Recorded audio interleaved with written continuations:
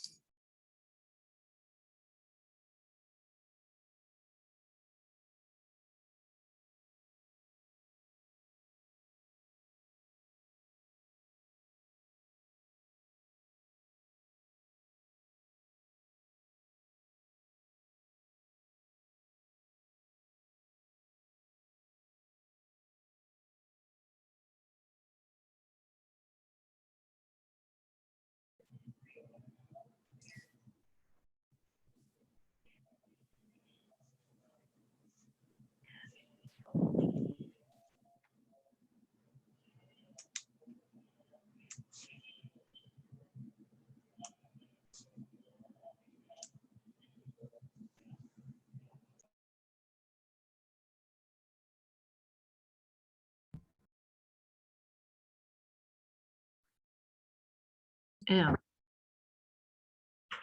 but I am not important to it.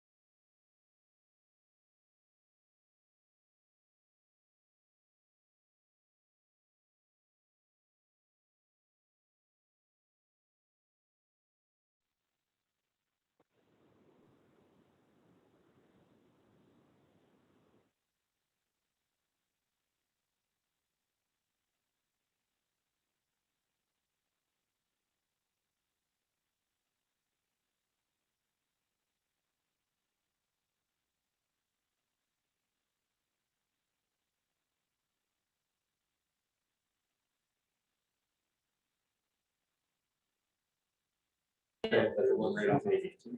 Or not, Well, regional. maybe she's on. Yeah, and so that's where we're like, oh, like, I don't want it to Oh, okay. get too crowded, but I don't know, I think the one nice thing with Rockwood is people will tend to like these kind of things. Yeah. One of the certain investors. I think it's hard to see. No.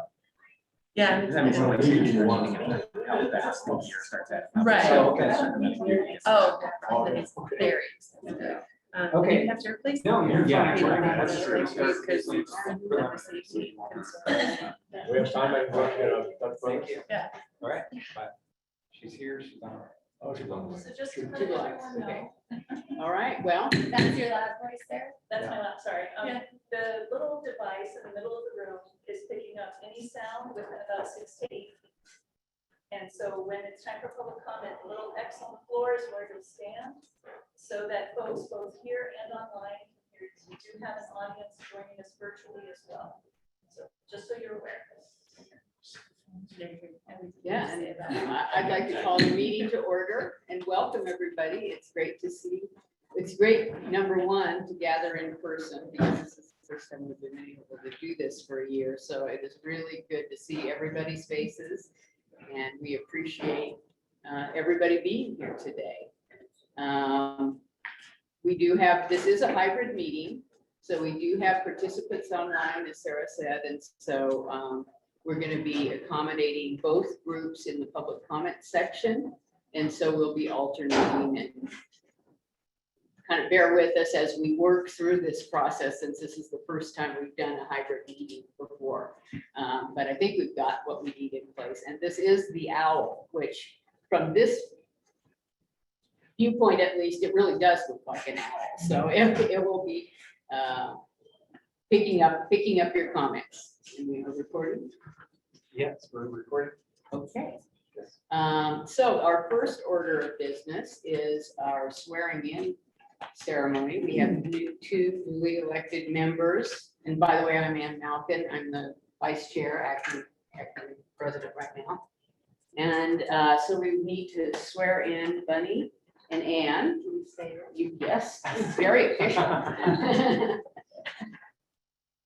And we can do this simultaneously. That's okay with you. Okay. And repeat after me. I state your name. Anne Marie Ness, Bunny Thompson, Okay. Do solemnly swear or affirm do solemnly affirm Do solemnly swear or affirm that I will support the Constitution of the United States that I will support the Constitution of the United States, that I will support the Constitution of the United States, the Constitution of the State of Oregon and the laws thereof, the Constitution of the State of Oregon and the laws thereof, the Constitution of the State of Oregon and the laws thereof, and the policies of the Deschutes Public Library District, and the policies of the Deschutes Public Library District. and the policies of the Deschutes Public Library District.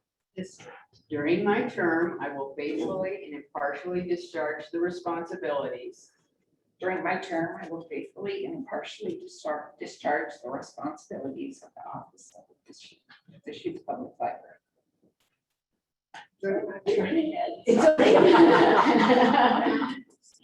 During my time, I will faithfully and impartially discharge the responsibilities of the office of the Deschutes Public Library District Board Member to the best of my ability.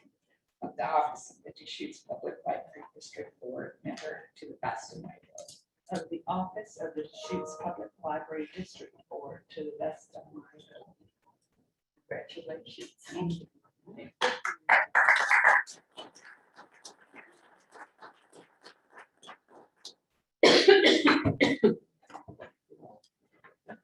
So, yeah, congratulations to both of you.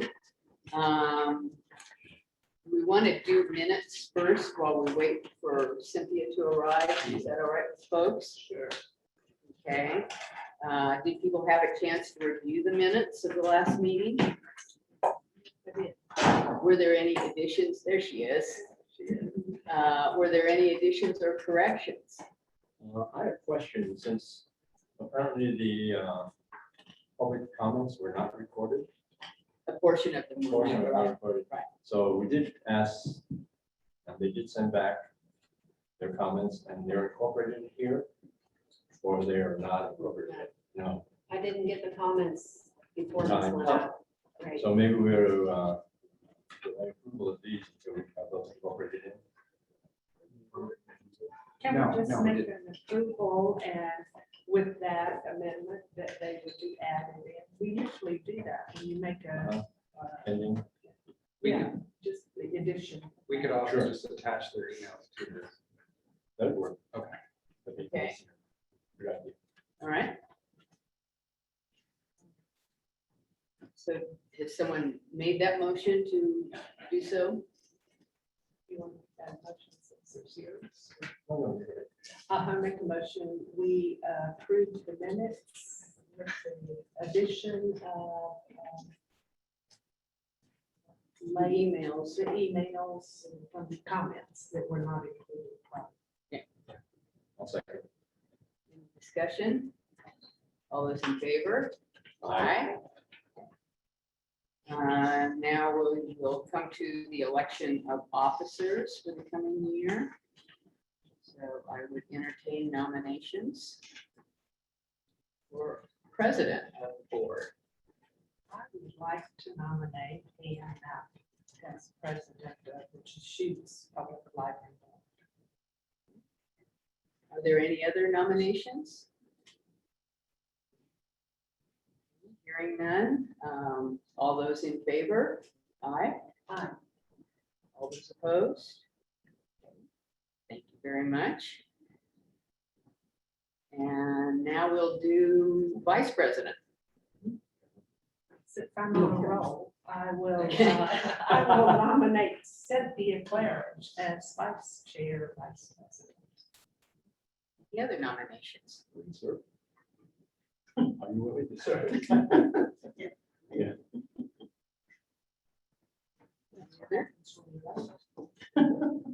Okay, hearing no other nominations, all those in favor of Cynthia as vice president of the board, say aye. Aye. Aye.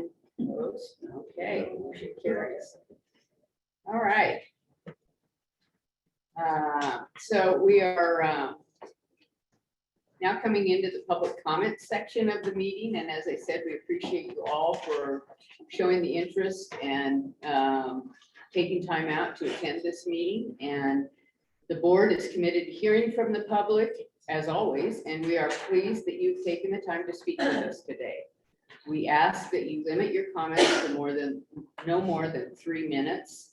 And we're going to have help from Lori here, who, if you get close to your time limit, she'll hold up a yellow 30-second card. This is kind of like soccer, I guess.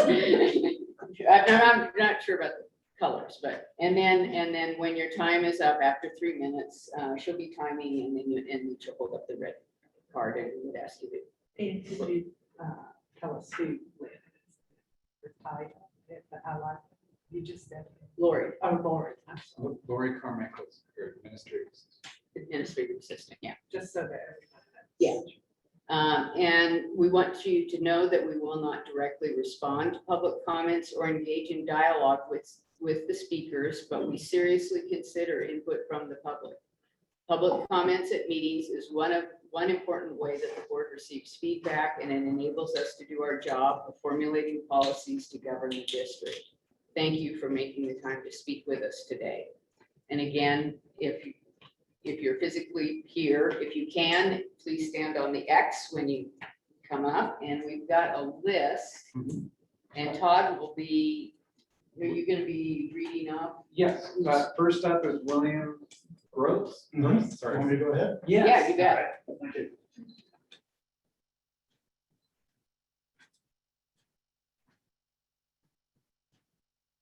So, good afternoon, board, and congratulations, Ms. on your recent election. My name is William Gross. I live at 3364 Southwest 28th Street in Redmond, and the board already knows Redmond is due for a new library. However, what some of the board might not be aware of is the anguish that we have over the possible location.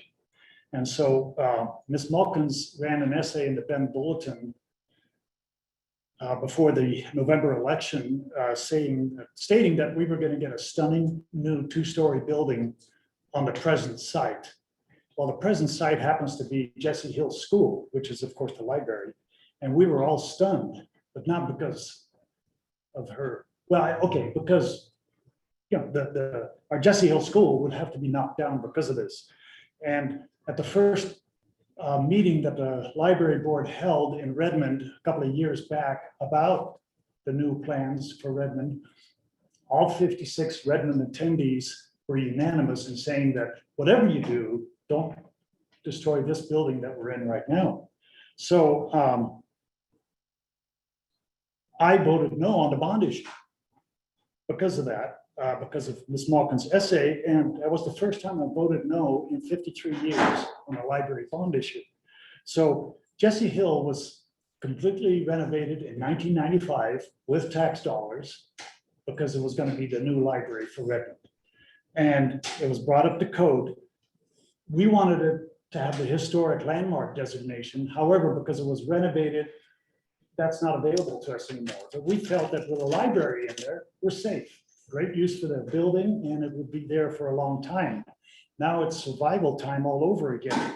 So I would like the board to please carefully consider your Redmond plans and our Redmond hopes, because that building kept our community working just before the first Great Depression hit. And it's a fitting addition to the refurbished Redmond City Hall, which is right across the street. And it looks good with that plaza all around there. Jesse Hills has many other uses that are left to it, whether it's civic or commercial.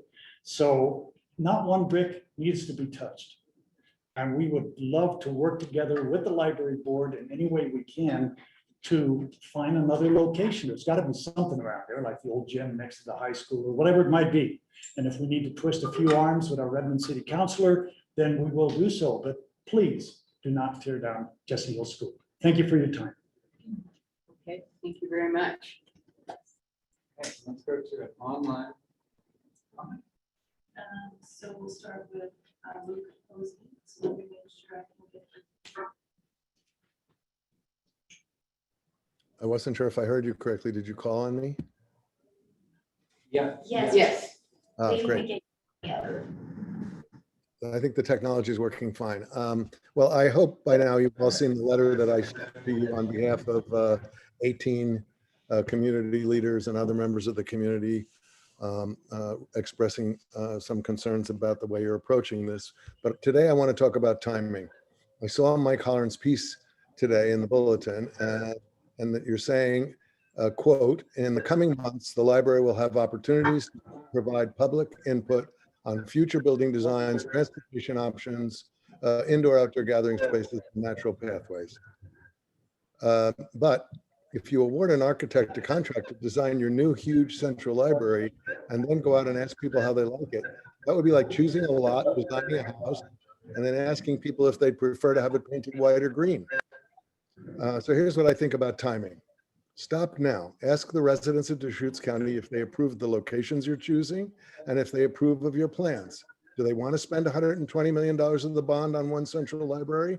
Are they satisfied with the plans you have for improving their local libraries, or do they want more?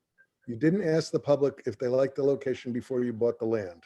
Don't make the same mistake again with regard to the allocation of the budget. Ask them now. If you get the answers you hope, then go ahead. If not, you'll have great community input for a revised plan that will have broad support. Thank you. Thank you. Next up is Jarrell Braceland.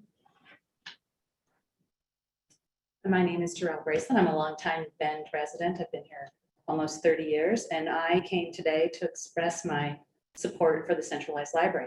I have been to a couple of the meetings during the past 6-year process and have been following with anticipation the centralized library vision, partially because in my role as board president of Opportunity Knocks here in Central Oregon, which for those of you who might not know is a nonprofit organization that supports by mentoring and peer facilitation small and large businesses, nearly 200 of them in our community.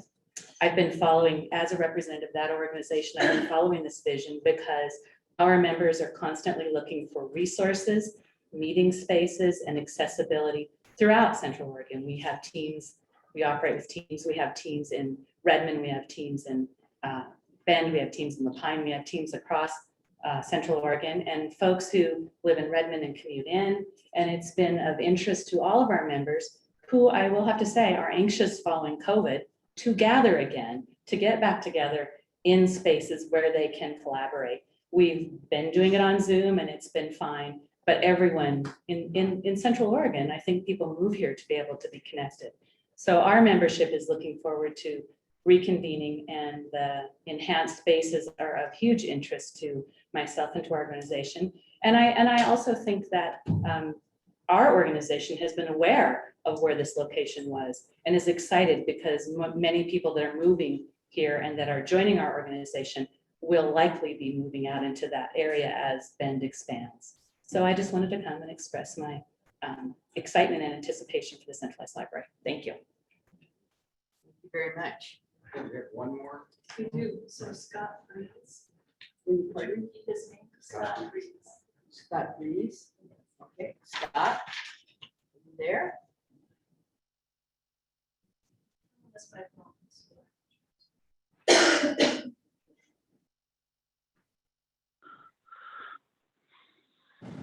Okay, I don't have video. Are you able to hear me?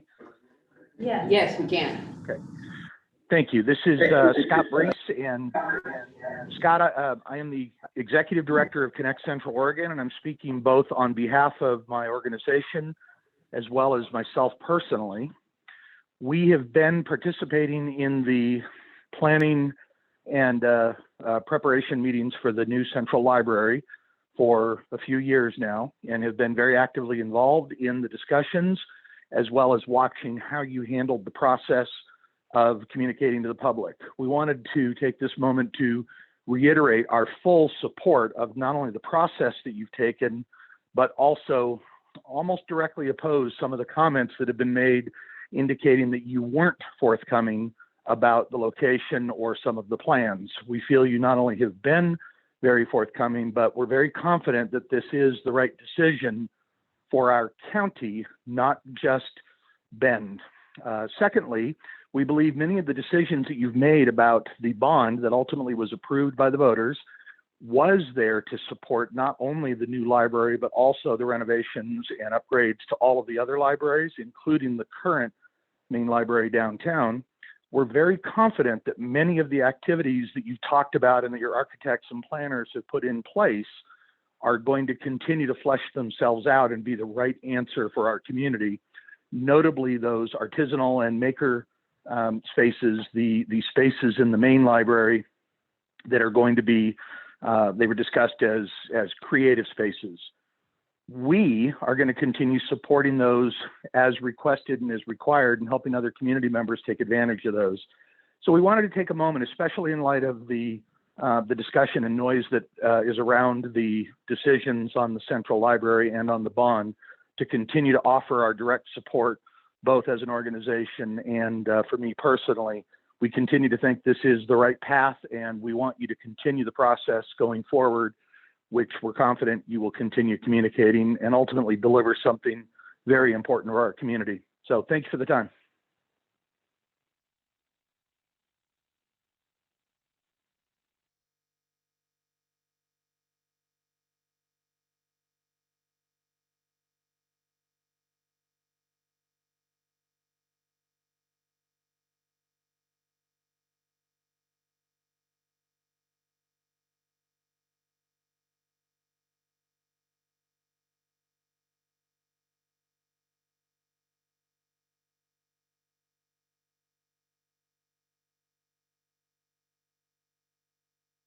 Mike Hollern, which someone else mentioned about, he's the chair of Brooks Resources, about the process the library went through, all the time they took to get public input, what the future looks like for the library.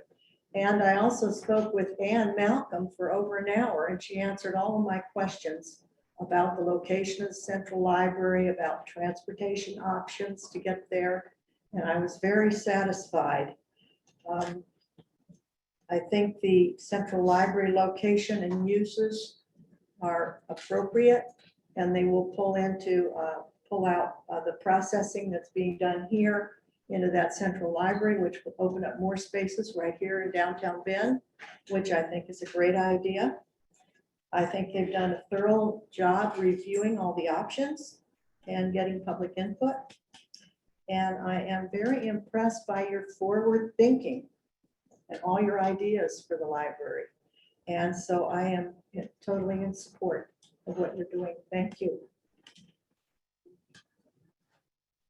Next up is Sarah Wepper.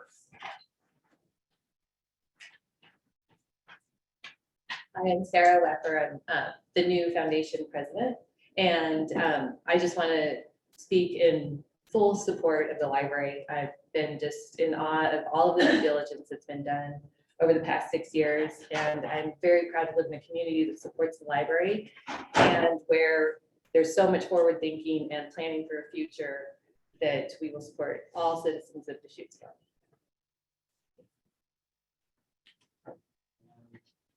Lisa Dugan. Hi, my name is Lisa Dugan, and I actually grew up in Bend, went to the library over in the administration building, and I've also served on the Library Foundation board for the last 5 years. So I feel like I've had a front row seat to the process as this has gone on, and feel like everything was thoroughly vetted, the due diligence was done, and it's a win-win to have that central library, as well as making the necessary improvements technology-wise and space-wise with the neighborhood libraries. So I just think I applaud all of you for the work that you've done, and I look forward to it. Thank you. The last one is Tim Seneker.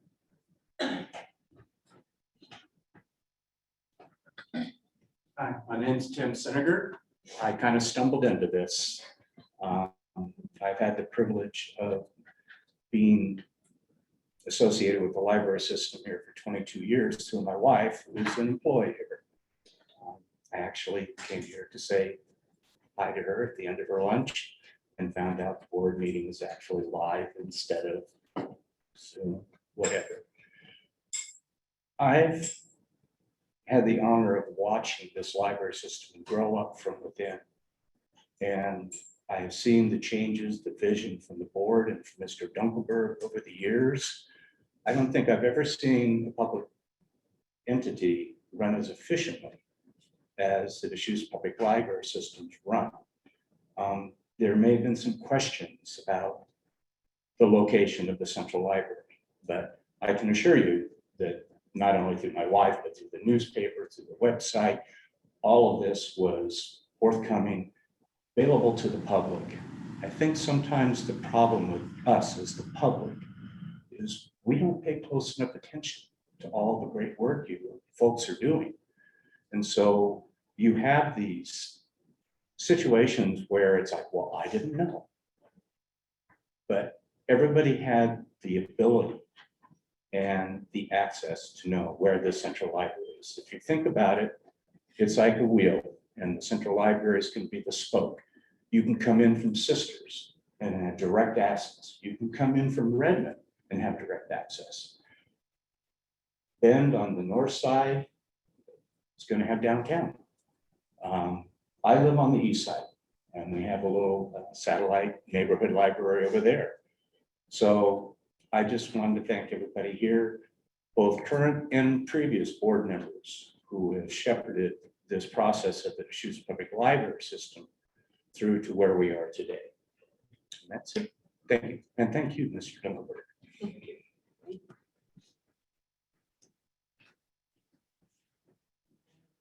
No, those Those were our comments. Okay. Well, thank you very much, as I said, for your interest in your libraries and for taking time to attend our meeting. And we welcome public comment always, and that's a big part of what this planning effort has revolved around, is hearing from the public. I think we can all agree on the fact that the library is a trusted institution in Deschutes County. For over 100 years. We've been enriching the quality of life here for all residents. And I think that that's a really important point to make. We're open to all, we're free. We're here for education, we're here for inspiration, we're here for research, we're here for connection to social services, for community building. There's so many things that we do in our libraries that make them the important part of our communities that they are today. So we've heard your concerns and your views on what we're doing, and we've heard your excitement over these building plans. And there are going to be lots more opportunities as this process moves forward. So we really encourage all of you to stay involved, to give us your best ideas as we move forward, because we're creating these facilities for you, the public. And we want to get as many good ideas as we can. And so we really encourage you all to stay involved and to follow our progress. So thank you very much. I appreciate it a lot.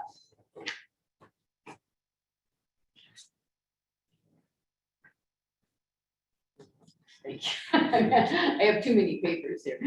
So we've got the next up on our agenda is, and you're welcome, for all of those of you, you're welcome to leave if you want, but we more than welcome you to stay as well for the rest of the meeting. Our next item on the agenda is our resolution authorizing signatures, and this is some kind of paperwork that we need to do to make sure that our new officers are able to sign checks. So we have a resolution here that would be filled in. Checks and warrants will be co-signed by Board President Ann Malkin, and then all other board members are secondary signers. You just take your name off the board members. Yeah. And then one below. Right. Okay, does that meet with people's approval and any questions? I'd just like to say that what Todd has done and the staff has done to prepare us and educate us on this check signing has been over the top on this. I feel comfortable that now after about 3 meetings. Yeah. Yeah, we have a fairly involved procedure for signing checks that make sure that there are no missing checks and that we're looking at what's being billed to the library district before those checks are signed. So if so, I would entertain a motion that we approve this resolution. Also move. I'll second. Okay, any discussion? All those in favor? Aye. Okay. All right, and now we have board, we're going to discuss board orientation. And Todd, do you want to? Yeah, so traditionally when we have a new board member, we have a board orientation binder. And again, traditionally what we've done is we've divided that up amongst the existing board members to go over different sections of the binder with new board members. We did this with Bunny a few months ago. And so for Ann, the next step would just be scheduling with you all. And we don't have to do that all here, but I just wanted to make sure that we address that since you're new, and I want to welcome you with that. And I've had a chance to get in the orientation binder early so that she's had a chance to look through it. So what I'll be asking is just one, if any of the board members have a section or an area that you have an interest in, that you have a passion for, that you'd like to meet with Ann about, let me know. Traditionally, what we've done is we've sat down with me, with an existing board member and the new board member. So let me know that. If there are areas that nobody's covering, I will just assign them. And then I'll work with Lori to schedule those coming up. And I just wanted to see if any of the board members have any questions about that process. I have a quick question. Will Margot be doing again the policy section? And Margot has actually had a chance to meet with NS already. Yes, we did assume. Yeah. Yeah, Assuming, yeah, Yes. yeah, it was very helpful. yeah, it's kind of confusing when you first dive into it, but it's easier to go along. It's kind of one of those learn by doing types of things. Very much so. Yeah. Yes. Okay, so we'll be watching our calendars for Okay. invitations on that. And as we go through this meeting, Ann, if you have questions, please feel free to I type will do up that. and because a lot of what goes on here can be confusing at the outset, so. Okay, so our next order of business is our monitoring report, which has to do with our policies and governance that the library district has adopted. This particular one is on the on community involvement. So Todd, would you like to present your findings? Yes. So first of all, I just wanted to, am I okay with my location? Okay. Great. Go for it. I just wanted to start off. So this policy is really about how we are not just as a library staying within our libraries and hoping people come to us and serve, but really acknowledging that we need to be out in the community and be a part of the community. And that's not just me as a library director, but our staff in general. But I wanted to just start to lay the groundwork of what that looks like. Because a lot of the things we do are hidden. So first of all, we have an amazing staff that covers so much out in the community that you just may not think of when you come into the library. Starting with our outreach, we can go back. Starting with our outreach to seniors. And some of these have been put on hold over the last year because of COVID, but we've done go out, we do book clubs with seniors. We have a library rendezvous program where living facilities actually allow for people to get on their buses, and we have set times in the library where we know it's quieter, where we're not going to have story times going on, where they can have a chance to browse and make the library their own. For Latino services, we've done an amazing job of getting out into the community and meeting with the community where they are, especially for a lot of people from a Latin background. They come from countries where there's not a tradition of free public libraries, where really we're doing an education of not only the services we have, but also the fact that they're free and that we're available. One piece I will say, over the last year, we did a great job of getting out, but in the last couple of months, we have 2 people that work in that department, and they've moved on to other positions outside the library. So we are in a crisis point with that right now. We're actually re-envisioning what that service is going to look like. Our goal is to beef that up, make it a higher profile position, because we've seen over the years it's a lot of demand on staff, and it needs a higher level of professional support. And our goal is to start by adding professional librarian staff to that and look at the adequate amount of staffing. As that population has grown, as the board may remember, when we started this program, the Latino population was about 4% of our population, and now it's much higher. It's about 12% of our population. So it's time for us to grow along with it. So that's a big area for us over the next year. Our Homeward Bound program, for people that can't access libraries, are physically unable, we have a process where they can sign up, and we actually mail materials to them, and then they can mail them back. which is a great way to, again, extend what we can do.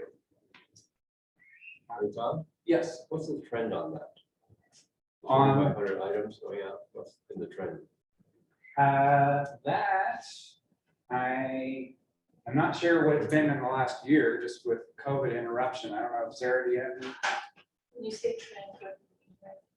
We have 4,500 items sent out last year. That's been the trend over the years. Is this going up, steady, down? Steady. What we have with Homeward Bound, and my apologies online folks if you can't hear me. With Homeward Bound, we have folks who kind of age out of the program. And so it holds steady with new members coming in, and then our older members not able to read anymore, or just getting to a point in life where they can't keep up with those books. So it tends to kind of cycle through about the same number of folks. With our demographics increasing to 55 and over. They are, you know, I think We're what's expect that happening to go is our younger seniors are actually more tech savvy. And so they are looking more for what they can get on the apps. So it's been really interesting. For example, we have a partnership with St. Charles right now to look, they got a whole fleet of iPads.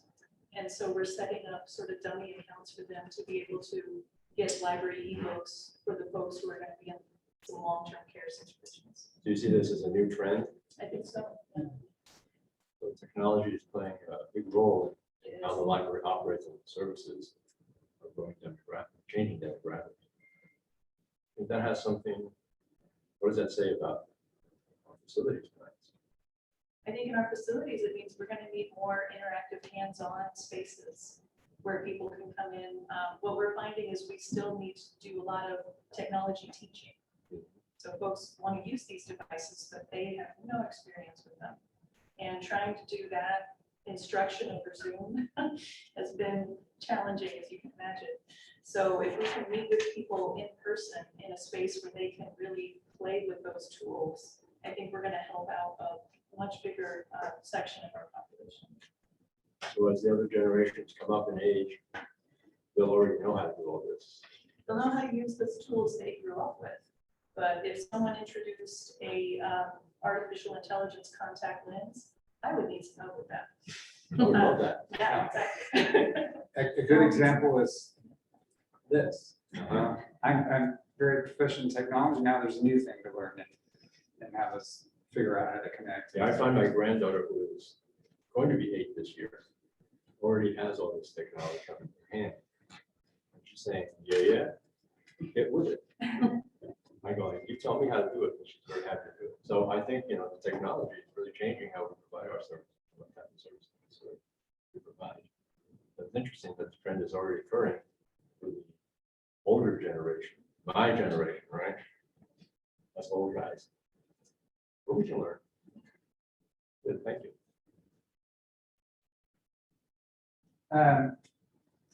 The story times, you're probably very familiar with the story times we do in our buildings, but there's a lot that we do out in the community, really acknowledging the fact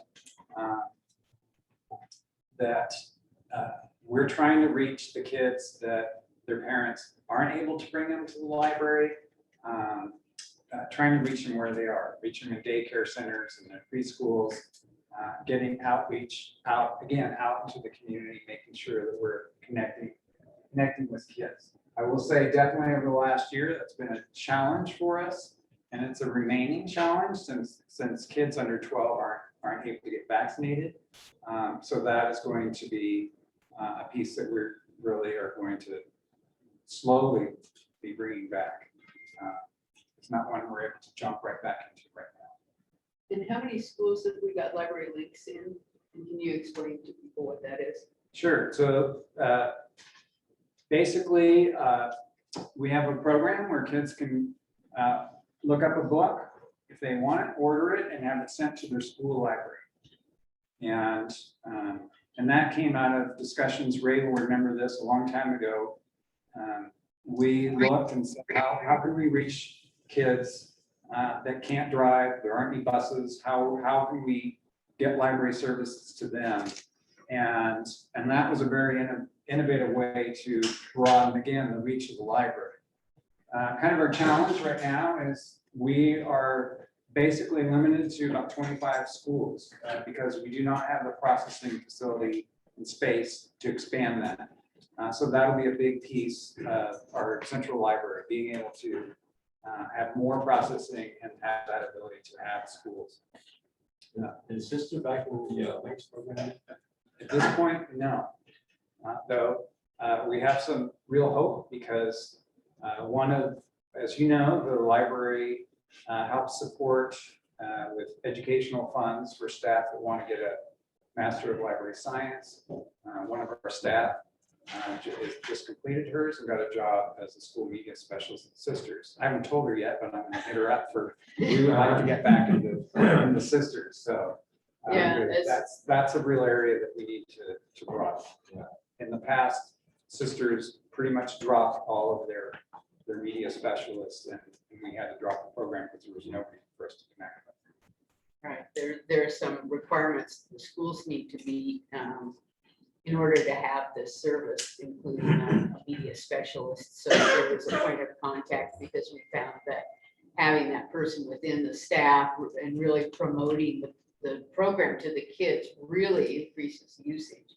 And the schools where that happened, the usage was through the roof because they were getting bags of books and then they can return them to school as well. So and we are in all the schools. So if we don't have the program where we bring the books, our staff is still out there meeting with teachers, meeting with kids. Every year, we basically almost reach every student in Deschutes County. Again, this last year was a much more difficult year because there were no schools. But that's a very important piece for us. Is there ever a need, I live in Sisters, so for part of the public to go on your behalf to the school, just to the board, to say, you need to pay attention to this? Yeah, we try to get out and let the school boards know as well what we're doing. We have very good partnerships with the schools. Even in Sisters, we have a very good partnership and them allowing us to come in and do programs to meet with the kids. So there's always that piece. There's that one aspect that we just haven't been able to do. And then teens really doing a lot of work getting out and again going to where they are. And this year again has been a challenge for us because getting out, going to where they are, they've been in their homes, and that's been a real challenge for us. So that's one where we're going to have to do work to build that program back up. Todd? Yes. So was I reading that correctly? It's like we have the highest, Go back to that. highest teen attendance in Oregon per capita? Yes, and I say this to the board every year when we look at those statistics. You might want to question what everybody's doing. I think what most libraries are doing is their teen programming involves, we have a program in the library and the kids come. And we found that when we did that, we would get 5 or 6 kids. And we found it was much more useful for us to go out to where they were, where we could reach 30 to 50 kids. And so that is, I believe, why we have That's the good. highest attendance. It's just a different You need to philosophy. meet them where you can Yes, service them. That was the same thing we did with the Latino. yes, Go where they are and also have people they trust.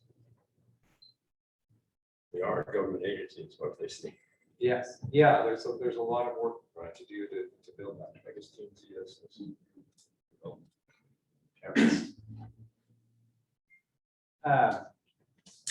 Just as you know, we do a lot of work with our programs. That's not so much as the community involvement piece, but the community involvement really comes in here in who we bring in to help run those programs. And that shows up a lot in the very last page, Appendix A of this report. A lot of these connections are groups that we've worked with and connected with on programs. And it's very powerful what we can do. If we limit ourselves to what we can do as just a staff,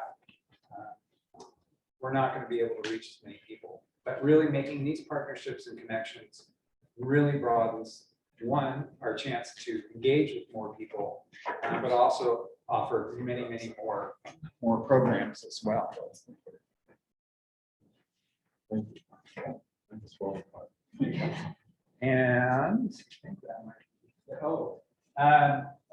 just highlighting that we kind of offsite, not in our libraries or our author programs, bringing people in for that, for novel idea, really making those connections. And then also really connecting with people digitally as well. If we can stop there. Oh, no. Kind of adding to this, some of this is in the library, but that connection again with connecting people to social services through Thrive Central Oregon. We're really happy that now that we're open up, they're coming back. Our Lawyer in the Library program has been very innovative, and actually that's one that I'm really happy to say thrived throughout this last year. Actually being able to do some of that online was actually, for a lot of people, it was easier for the attorneys to be able to schedule, and it was a little more private for some people as well. So that was a nice connection for us over the last year. And let's go to the last. And then just kind of reminding you all that Library of Things is back, or is coming back. That's one that we really, was painful that we kind of shut that down with COVID. And so that will be coming back and coming back stronger. I think we're actually looking at every library now. Yeah, so we finally will roll it out to all branches here in August. So every one of our 6 branches will have a collection of unique items. Really excited about that. Yeah. That's the comment I did in my library. Yeah. Yes. Yeah. So true. About so many. Yeah. Yes. So you're gonna lend out banjos? We already have a banjo. That one exists in Redmond right now, I believe. But here at Downtown Bend, we'll get a guitar. So Where the yeah. ukuleles? The ukuleles are in Sisters and in La Pine. Or sorry, yeah, Sisters in La Pine right That was now. a popular Yeah. series of classes. Yeah. And these items are gonna rotate. Yeah, from branch to so branch. outside of the ukuleles and the knitting kits, every single one of the items at all 6 branches is unique. And the hope on that is that eventually we can rotate the collections. So what Redmond has will eventually go to La Pine, and what La Pine has will go to Sun River, and all the way around, so that A, keeps the collection fresh, but B, we don't have a lot of space in any of these branches, so we can't have very big collections.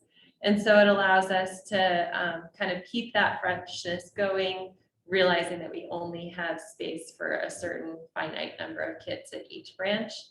And the last reason is that the collections live just at their individual branches because they can't go through our courier.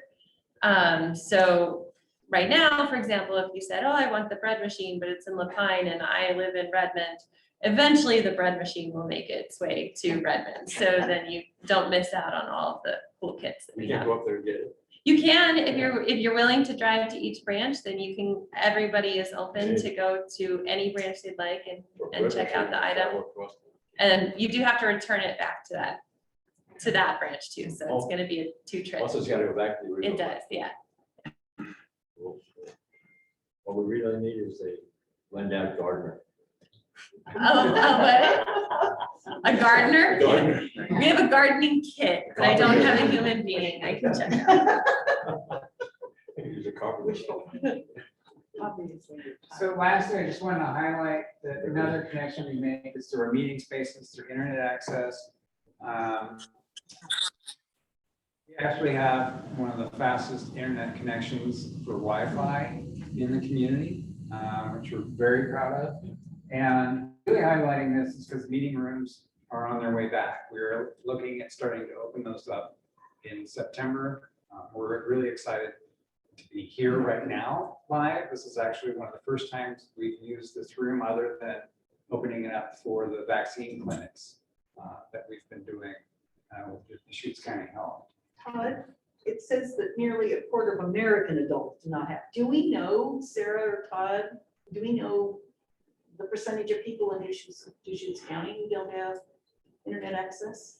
It's actually, in Deschutes County itself, it's actually kind of small. It's about 2%. However, I will give a caveat that that might be due to the way that some measurements have changed and what they consider internet access. So it's been changed so that it doesn't necessarily mean high speed or broadband. So 98% have some kind of internet access. All right. But we don't know. We don't have stats on just how strong that is. I think from the year of Zooming with everybody, it became very clear that not all access is created equal, because there were some people that really had problems. One innovative piece, just to remind you, because in Zoom land, I can't remember what we've said, but we have a really great grant with the High Desert Museum through the Institute of Museum and Library Services. And we're actually helping to provide Wi-Fi enabled tablets to give out to people in the community that don't have that connection. And we're actually in the process of actually getting those out right now. Yeah, we're working through partners in the communities that have better connections to these underserved populations. And so we've gotten them the tablets, and then they will pass it on to those populations for us. Whether for them to keep or just check out. For them to keep. Oh, Yeah. gee. Mhm. No way of tracking that or to see how they're. Yes, so we've set up different measures to check in with them so many months, to see and do surveys with them to ask, how has it been valuable? How has it been used? Is it still living? Did it get broken? Just different things related to it. And then we'll check in again a few months later. It's a 2-year grant, so that's given us some space to be able to do that follow-up and check in. Yeah. I noticed Facebook just gave how many hundreds of thousands to Pineville for hotspots. How do they do that? I mean, what's the hotspot technology wise? Ooh, I'm gonna let Amy answer that one for you. Yeah, so hotspots are basically that will read into the cell phone towers and create internet access for you. So it's similar to what your cell phone does to create internet, but it's the device itself that creates that access. And outside of the work that Chantal's doing with her community or her grant to just give the devices away, we are also going to work on building a hotspot collection for circulation here at the library this year. So that allow people to check out. Yeah, and then they'll have to return them. Put it in their house or wherever. Yeah, and you can use it for a variety of different, scenarios. So of course, the intention is to get the devices out to folks that don't have steady internet availability. But like I was talking to one of our community librarians, and she was saying, I would love to check that out for my wedding, because I'm getting married out in the middle of nowhere, and then we could stream my wedding. So it's pretty cool that there's a variety of different ways where you would be somewhere that internet doesn't exist, and then for a moment in time you would really need it. Are there security issues with that? No, they're pretty locked down, and there's not anything it's not like there's any sort of firewall or anything to get through. It's really truly just creating the ability to have an internet device to use. Yeah. Also, there's no firewall. Yeah, there's nothing it's really just giving access to internet. You use it at your own. Yeah. Yeah. You're not going to bank accounts. Yeah. So every year I kind of give this report, and it's a list. And really what I wanted to highlight was what we're doing out there in the community. There's so much more that we're doing, that all of these different organizations, connections, associations that our staff are making make all of these things possible. And this is probably, of any report I hand to the board every year, this is the one I'm most proud of. And you'll notice that it's it's not me, it's everybody else. And the board may recall, when we first put this in as a executive limitation that we weren't doing that much out in the community. So it's been a very powerful policy to have. It's really helped us with our direction. So that is my report to you, and I'll open up if you have any questions on any of this. My interpretation is that we do comply with the community relations executive limitation policy. Yes. I don't have a question, but I did have a comment. When I was going through this, I was really impressed with the partnerships from DPL across all the communities of Central Oregon with such a variety of organizations. And then on top of that, it was really, I think the staff from the library should really be commended. They're all wearing many, many hats. And that was really impressive to see. Yeah. I agree with that. Going through this list, everyone should get through this list. There are a lot of organizations, most of them, many of them, I didn't know existed. And then you reached out to these and put it in our hands. I think everyone should study that list. I'm like, honey, as I was reading through it, it was like, I've never heard of this organization. So that was really, it was an education for me as well. Right. Yeah, so these are real organizations. I didn't make them up. Well, no, and I echo everybody's sentiments because it's impressive and it's not just superficial work. It's important work. It's workshops on early literacy. It's, I mean, it's substantive activities. And I think the staff really does deserve commendations. And then I noticed, I mean, there are a lot of things that aren't on here as well for things like the wilderness passes and things like that, maybe I missed it, but I mean, we really have our fingers out in lots of different areas to benefit the people that live here. So it's great. I think it just highlights that the library is so integral to all our communities, and just, I too was just, I went through every one of these and was just really amazed that the staff and our programs are really reaching out to everyone. I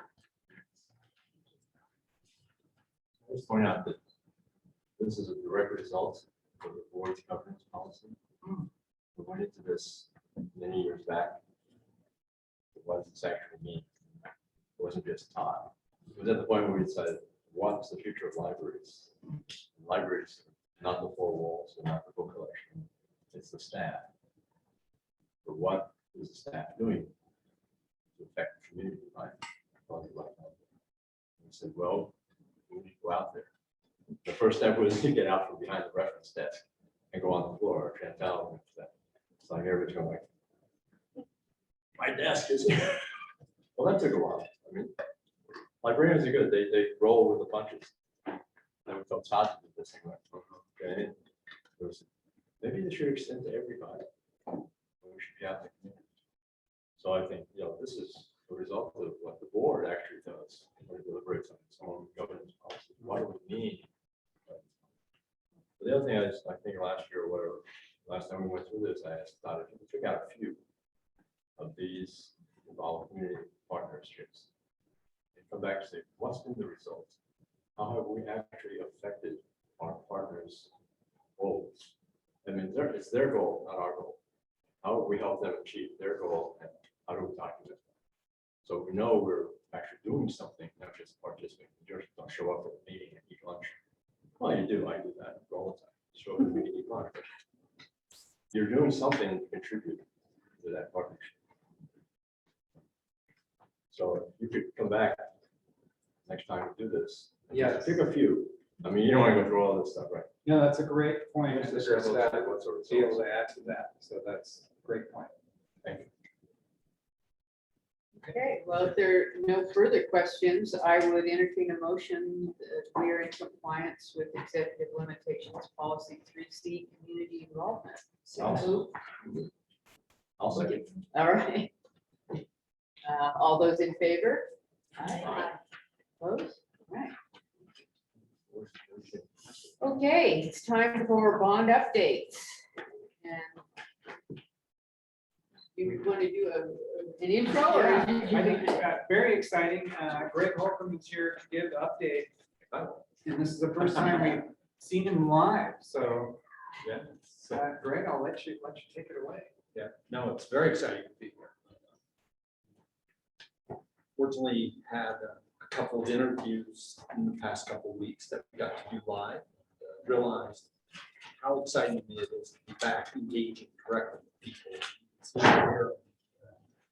you know, it's a fantastic environment that we had to give up for so long. So I'm glad to be here. To talk about the bond project, sent out the summary, and there's some very key elements there just to touch base on the project schedule. We are progressing along that schedule. There's not been huge activities, but critical activities going on this past month. And so I'll touch base on each of them. Overall, it's project progressing per the schedule and timeline laid out. The project budget, very little activity this past month. There was very minor contracting and just a small amount of cost paid. There's some that came through the final payments out of May that showed up in the budget. So when you look at that, there's very minor changes within that. And so no impacts or deviations from the overall project budget. Probably the area that had the most activity for us on the project was the contracting aspects with our architect and design team. So as you know, in May, we completed the RFQ process and selected the 5 firms that we invited to respond to the RFP. And throughout the month of June, we went through the process of conducting the mandatory pre-meeting with the finalists, the 5 finalists, went through the RFP, what we expected, what our expectations were, addressed their questions, continue through that process with addendums to it and everything else to make it all proper. Received their proposals, got all 5 proposals from 5 firms. That was in mid-June. Then went through our evaluation process, and it's very similar to the evaluation process that we used during the RFQ. Went through and laid out in our RFP all of the critical elements that we felt that we wanted to know about them, about the architecture firms, who the players were, who their team members were, because they're hiring all of the sub-consultants, or I'd say probably 90% that we'll have on the project will work directly underneath the architect. And we talked about design, we talked about schedule, budget management, just all of the elements in the RFP of what we wanted to see come back in their proposals. So we did an evaluation. We had an evaluation team was composed of our deChase, the DPL executive committee, Todd and his staff, and then deChase Miksis team. So that we had a team of 8 different people conducting the evaluations. So it was going through the written proposal, an evaluation of references. As part of the RFQ, we had them turn in references, all of the teams. And those references came from past clients, different types of projects, a lot of library projects, of course. We wanted to know and understand their library experience, their expertise, their knowledge of that, but also their understanding of the community development type projects, other public works projects, schools, and those types of community centers and things, because it really is to help understand, do these firms understand the broad reaches of real estate and development and building new facilities. And, there's a lot of cross information that can happen through different industries within the real estate market, that you learn stuff about different buildings and how to go about it. So we got a really good mix and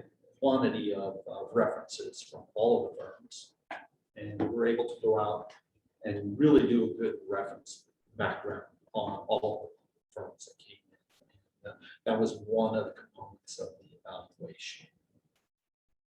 Probably the biggest component, if you look at that, the evaluation results, was the interview. And it had a lot of weight to it because it was really getting to know our architect, getting to know their people, their staff, the chemistry of how are we going to work together? How are you going to communicate with us? And to go through that interview process live is so incredibly beneficial to understand that aspect of it and really let them demonstrate their enthusiasm, their excitement about the project, let them talk about their ideas, watch them work together and see how well they interface. So that was a really big piece. It told us a lot about those people, and how we went through that. So that consumed a lot of our month of June in that process. And we'll go through that in more detail with the executive summary there. The other element that we worked through in the contracting was getting the CMGC exemption prepared, worked through that with legal counsel, and we'll go through that as well in the contracting board meeting. To get that prepared, ready to go, a lot of outreach with our contracting community and inbound reach. They're calling, asking, expressing their interest. It's very exciting. We have a lot of people wanting to be involved in the project.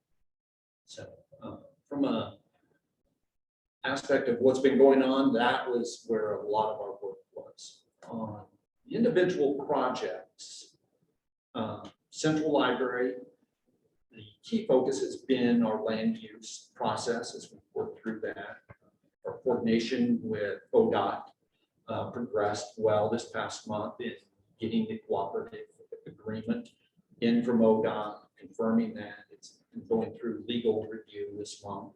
And we'll be going back to ODOT here this month with that document. And that's all about the right of way with the piece of property and the roundabout and how we will transfer the property to them, our rights, their rights. It's a very technical document. The Redmond project, we have some good outreach meetings this past month. We met with the Historical Landmarks Commission, and we met with the City Council. And this was in May. We met with directors that are downtown urban renewal. All of the meetings were really beneficial, very engaging. The Landmarks Commission didn't have as many members in attendance, so we didn't get as many questions as probably we thought we might have. But we had a really good meeting with the City Council, and they asked questions. They let us tell them what we've done in the past, how we got to where we're at, and where we're going in the future. You know, and a lot of what we talked about is that design process. As we bring on our design team, will start to really that next step of finalizing concepts and programming, really figuring out the specifics of how we want to move forward with the project. And they had questions for us, but they're very engaging. I felt that they were very supportive of the project, asked what they could do for us to help us out. And so I think we have a very supportive crew in Redmond based on those interactions. We told them all that we would be back to visit with them again this fall, following bringing on our design team to where we can start interacting with them. So I think, you know, just in overall summary, there's been a lot of the activity that we've had taking place this past month. This month, and kind of just what's in front of us, you know, is the completion of the architectural team selection and contracting and commencing design. We're going to start that here at the end of the month. Commencing or continuing our engagement with the contracting community and getting ready for those RFPs to go out. So in summary, that's probably where we're at. I don't know if there's any specific questions that you have about the report. Well, one question, I have two questions actually. In the discussion with the organization, the company from Seattle, did the conversation come up about relocating their down to here, down to Bend? Is that a concern? No, on the architectural firm, it didn't. You know, they do business around the country and they are used to traveling. And so I think that it wasn't about them relocating, but their availability Right, and right, access right. and being engaged Right. here. Okay, I'm glad to hear they've done Yeah. business around the country. The other thing I was wondering, on the back of the second page, where you have the breakdown of the number of points for the RFP responses, you have the overall project approach. Could you just give us a little bit more detail? I think that's the next agenda item. Oh, that's next agenda. Yeah, Okay. yeah, yeah. Yeah, on So the we're executive gonna- summary. Yeah, we're Okay. gonna, Yeah, Sorry. and I tried to just hit a highlight of what we worked on. yeah, And then assume that we'd dive into this. Okay, yeah, right. Greg, So hold that thought. could you maybe, this was, I thought very interesting to me, and I had not heard this prior. But CET, the Cascades East Transportation, and that they seemed excited or that they would be able to provide transportation there. And I haven't heard that before. They actually, if you don't mind, I'll Go ahead. so we met with Andrea Brielle, who's the head of CET. And she was very enthusiastic. She pointed out that Route 4 already goes by that land. Their challenge right now is that they have to go through Cascade Village Mall and then come in on Jameson, kind of a weird turn to get to their stop there. And with the addition of library, it would be very exciting for them to be actually able to come right in there. They're very excited about being able to serve the library. They acknowledge that our library stops are some of their busiest, they are the busiest stops they have, especially this one downtown. So it was an exciting conversation. We actually talked about as we design, how we can design in bus stop to that location.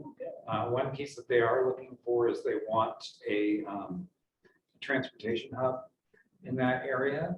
And for them, a transportation hub is connecting like a bus that comes in from Sisters, not 50 buses that are coming in and having a Grand Central Station. So our location, there's a lot we can do to partner with them to actually make this happen. So they're very excited to partner with us as we design this. You And I know, think a lot of times we've had to kind of do things after the fact, like the stop in front of this building. It's like, how can we accommodate this? Because they've always been great. Like when we opened East Bend, they said, we will put a stop And there, you know.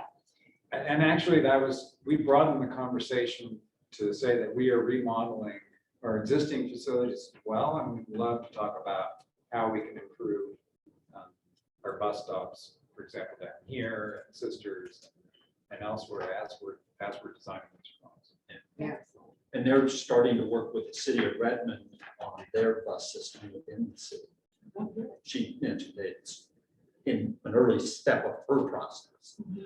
But that we talked about the Redmond project and what we were doing there. So she was excited about that, about to know about the project so that she's dealing with Redmond and their bus system to be thinking about how will she be able to serve the Redmond library. So, yeah, no, that was very exciting. You know, another piece of that was they're going to have a bus stop that is right over on Global Road in Cascade Mall. That's part of one of the elements that ODOT and the city in their major transportation plans.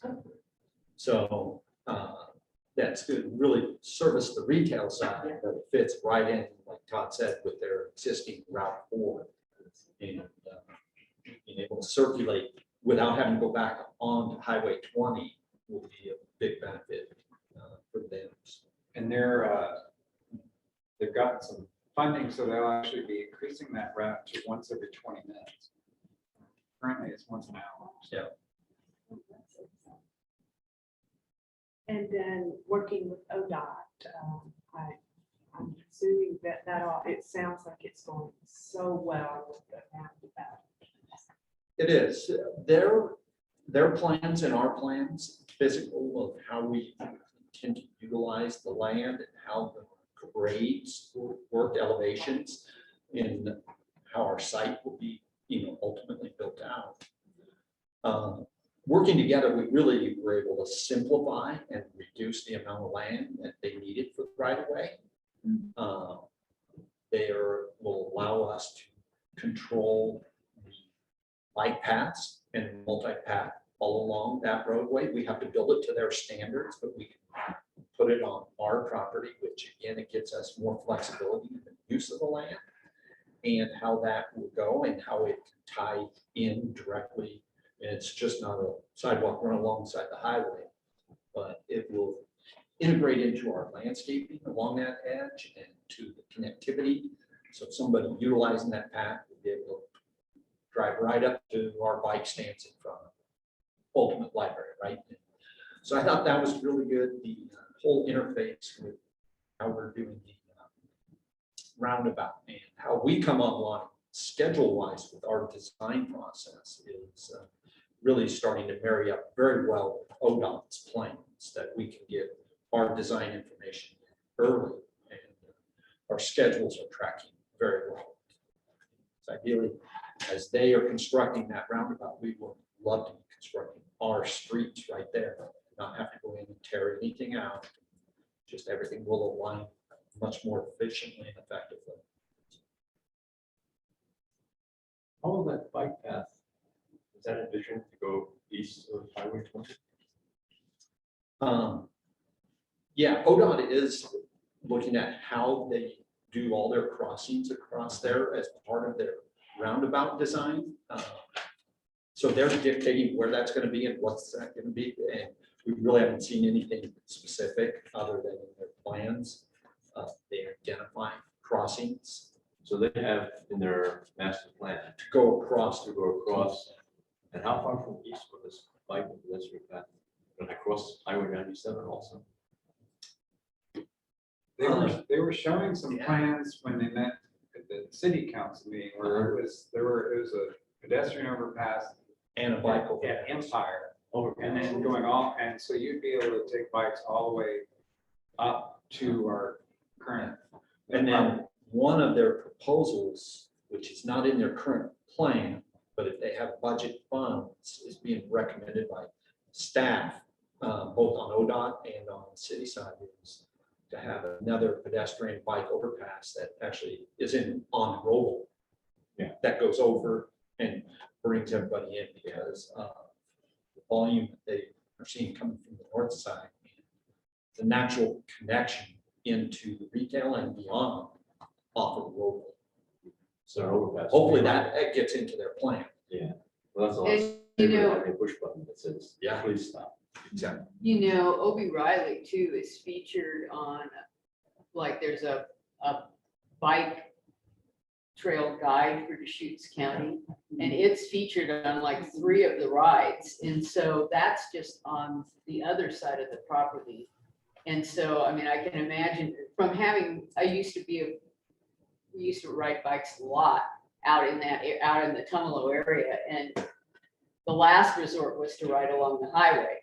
And so, I mean, I can imagine people coming in from that Obi Riley Road side because they're riding out there anyway. And it connects, it's a much quieter ride than riding along the highway. I don't know if you guys have other questions. Quick question, Greg. In your document, you indicated that you had some engagement with adjacent property owners. Yes. What does that engagement look like? And So, it's really specific to the people who are right next to us, the Brown Okay. Briggs family and also the Marshall family, which is another family that owns property in that area, as well as the school, the elementary school, are the primary ones. One other adjacent property owner is a church that's there, but they're really not impacted by our activity and work. So they're the ones that we get, interfaced with the most, to go through and talk about what our plan is, what we're doing. They're not ready to develop or anything, but they want to know, they have questions. And so Brooks Resources, ourselves, and DPL have reached out and talked to them individually or collectively as a group. Generally, we keep it a small group. They don't want to be overpowered or anything. So we've gone through, told them all of our strategy for the development of the land and how we see the land being developed and used in the future. And both very supportive of our strategy, of the plan, what we're doing. I think we've answered all their questions. That's one of the things that we wanted to, before we make any of our submittals to the city for our formal applications, is to really make sure that our neighbors understood what we're doing and they were comfortable with that. They're not required to, support or sign off on it, but we wanted to know that we weren't leaving them hanging out there. I think we've done a really good job on that. Thank you. So we're not required to notify any of the residential areas. We will once we issue the application. At that point, then there will be a formal notification to everybody. We reached out to them because one, being side-by-side neighbors, and they would be directly impacted by development of the streets, and it would affect their land and ultimately their ambitions to do something with their money. Right. I don't know exactly what it is. I generally understand that they want to see that developed and brought in to the city, predominantly as residential properties. Because we've seen in a recent development, proposed developments, especially Southeast Bend, that the residential areas really have mixed feelings about having more traffic going through them. We'll have to connect over to the right, and go right to a residential area, which they can now consider to be a nice, quiet neighborhood, because the streets don't go anywhere. It's in our best interest to start talking with them before we go into the city and make all further plans. Because what we've seen recently, especially with them, is that neighborhood associations have become very powerful. Yeah. And they become very vocal, and they influence city councilors and the city staff to the point where plans are altered, if not totally scrapped. I don't want to get into a situation where you go down the road and say everything looks fine with two land property owners, right, and then find out that 50 homeowners have come up and said, we don't like this at all. Right. Now what do we do? I'd rather address the issue and find a resolution prior to it becoming a problem. If we know it's going to be a problem down the road. Is that the plans at all? Yeah, it is in the plans. I think our intentions were to get our initial application done, make sure that that was complete, that we had gone through. It's a lengthy document of findings. And, it's a lot of work to get that. Right, that you go through and you put that together. And so that's one of those things that's been going on for the last couple months, and it will continue throughout this month. And get that application in. Community outreach on that aspect, exactly what you were saying, would be continuing. I think we need to be able to be in a position of, here is exactly what we're asking for, and make it into the city, which is the submission of the application. And once that's done, then we'll continue that outreach. We needed to talk to the specific individuals that we have today because our plans impact and affect their property directly because we're adjacent neighbors. So that was the reason we went to them prior to making the application to the city. But the intention is to then look at who are those other adjacent neighbors and go out to them before the approval periods. It's about a full 12-month process to go through all of our land use approvals. including site plan, and we'll have to have a big round of submission in January. So that'd be our strategy. Yeah, I'm just concerned that with the amount of business that's already in the community, part of it being location, that we might want to get the input and educate the neighbors, the residential areas, see what they have and what their concerns are, so we can address them prior to submitting a proposal to the city. Yeah. Because we do a lot of what's happening on the southeast side is the city staff is learning. You don't just go say, here's a nice master plan for development, and then, oh, we got to scrap this whole thing and come back again. That's a lot of work and a lot of costs. But it's a city. On ours, it would be our costs and our staff time. Right. Plus, what I'm seeing is maybe some political fallout in the community. It would be worth our while to go to the residents first, be proactive, since we know they're going to be involved. We know the neighborhood association are very strong. So what would you like to see in our development of the property? Right. So that we don't impact you adversely. Yeah. Be We have proactive. we have a work session actually this Friday with our team collectively. We'll bring that up to talk about that. What is the best time to start approach? Take that,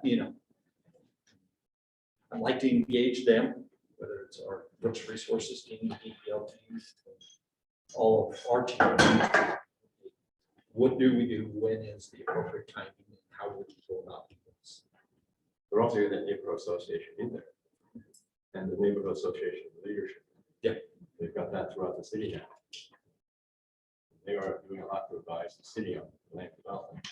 They're being heard, so I don't want to run up against them and say, here's our plan. I had one just quick question on the summary cost page. The spent today for Central Library is now 1,418,000.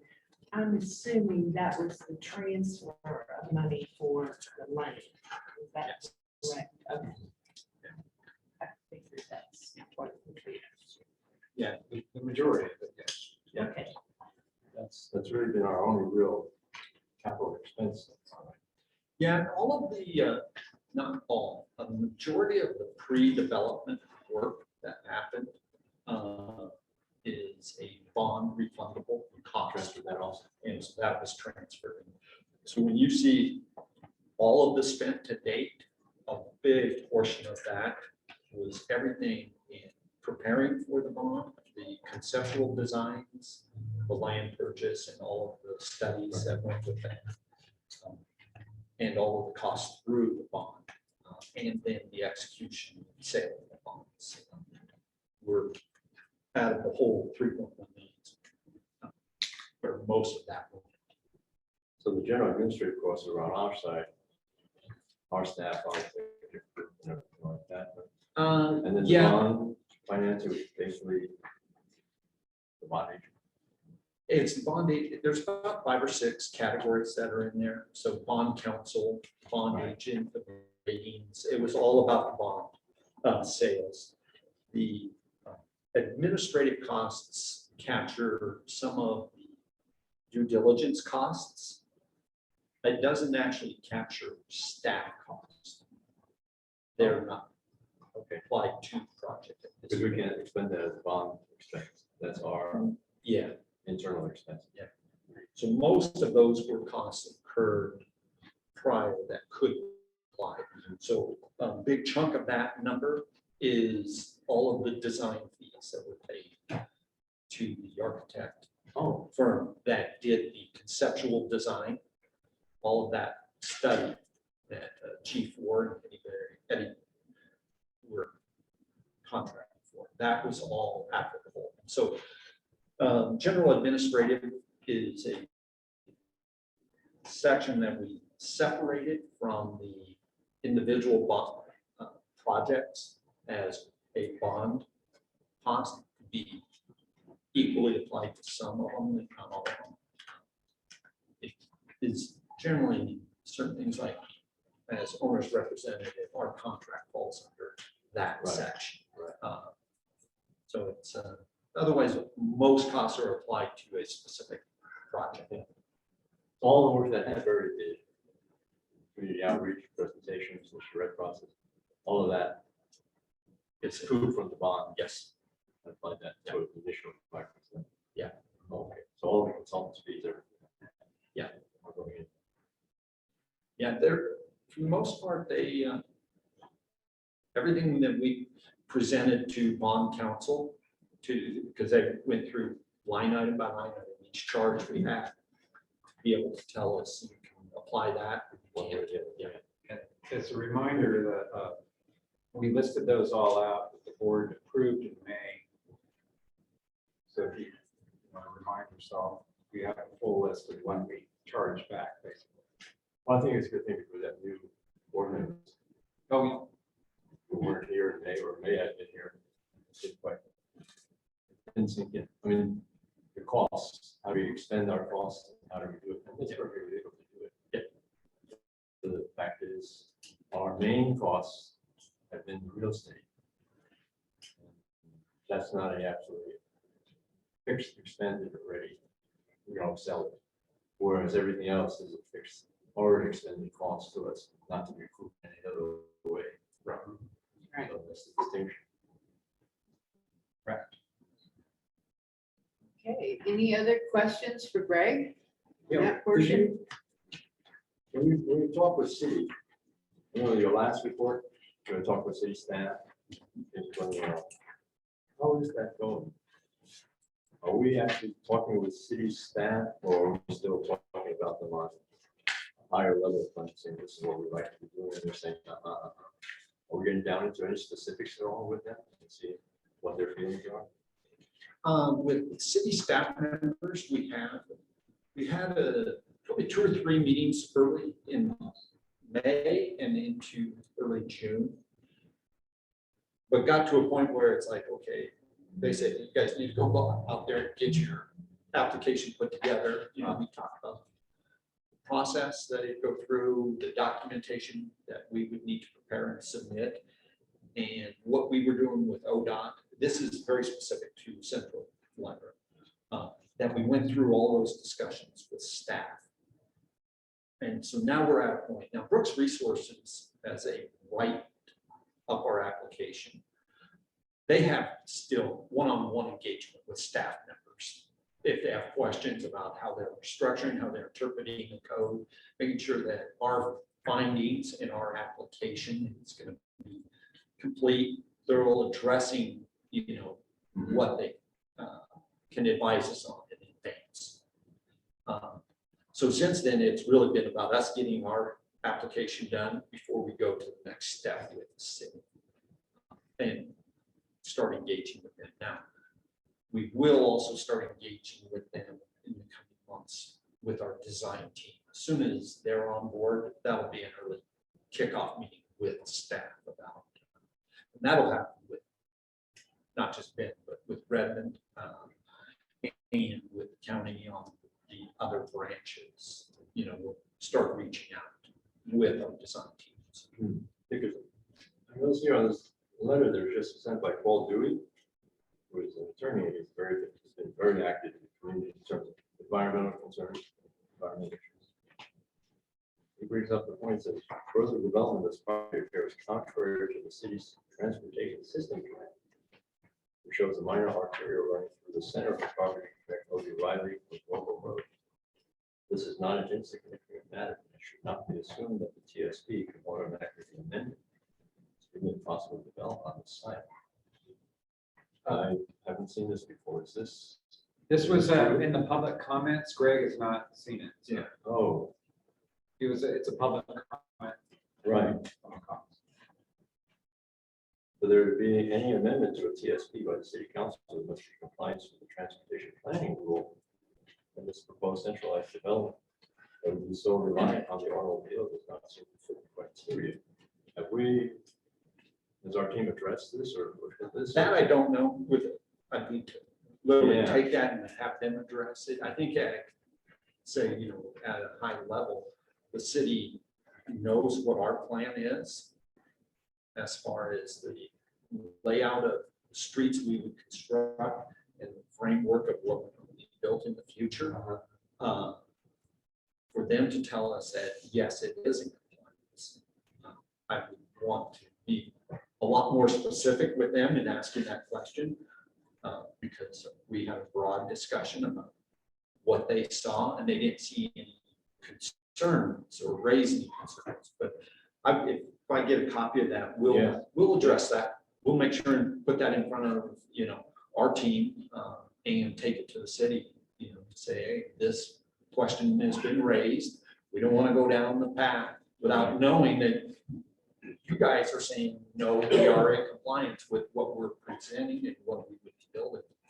So no, we'll address that. That'd be great. Yeah. And I'm not certain by the way he's written this, whether he thinks that maybe we would not be building that arterials in the middle of the property. I mean, that he thinks that road would not be there. Yeah. So I'm not sure what. Our proposed roads are actually addressing a lot of their needs in that transportation plan. Right. And that's why they want those roads.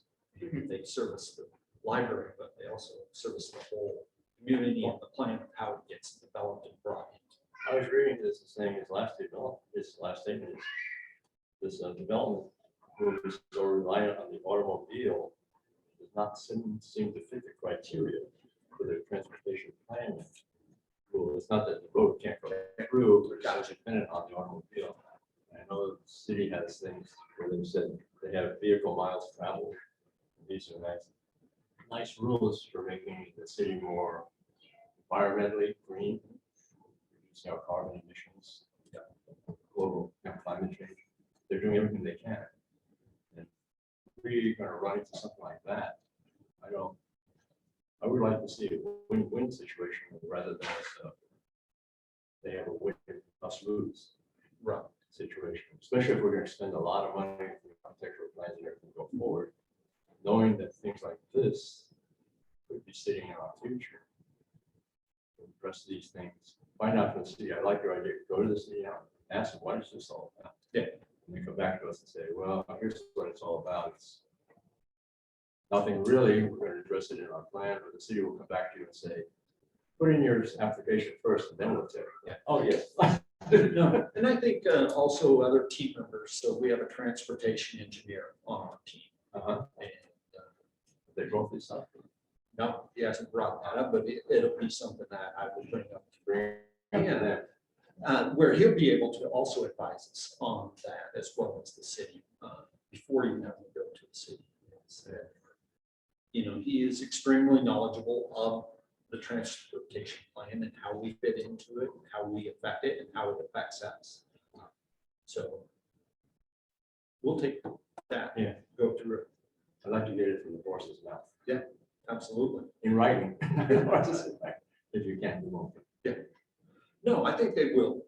I think they will advise us. The city will advise us if we ask those specific questions. Right. And that's, one of those staff members is who we're working with currently. So that would not be an issue. I wouldn't expect it to be an issue for them to give us that advice or answer. That'd be great. Thank you. Okay, I think we are done with that section of the update, and now we're moving into selection of the design firm. So let me just start off by saying we went through a fairly thorough process, which Greg outlines here, and I just kind of add a little color to that. It was a very inspirational process for us. One, it was just exciting to be live interviewing all of these teams. And it really, for each of the architects, they brought out really that inspiration and vision of why we're doing all this in the first place. That this is a real opportunity for us to transform how we serve the community, how we plan, and really create inspirational spaces that will serve us for the population to come. And that's a big piece that they all saw is we're looking at building the building for the next 50 to 100 years for all of our libraries. How are we moving ourselves into the next century, this century?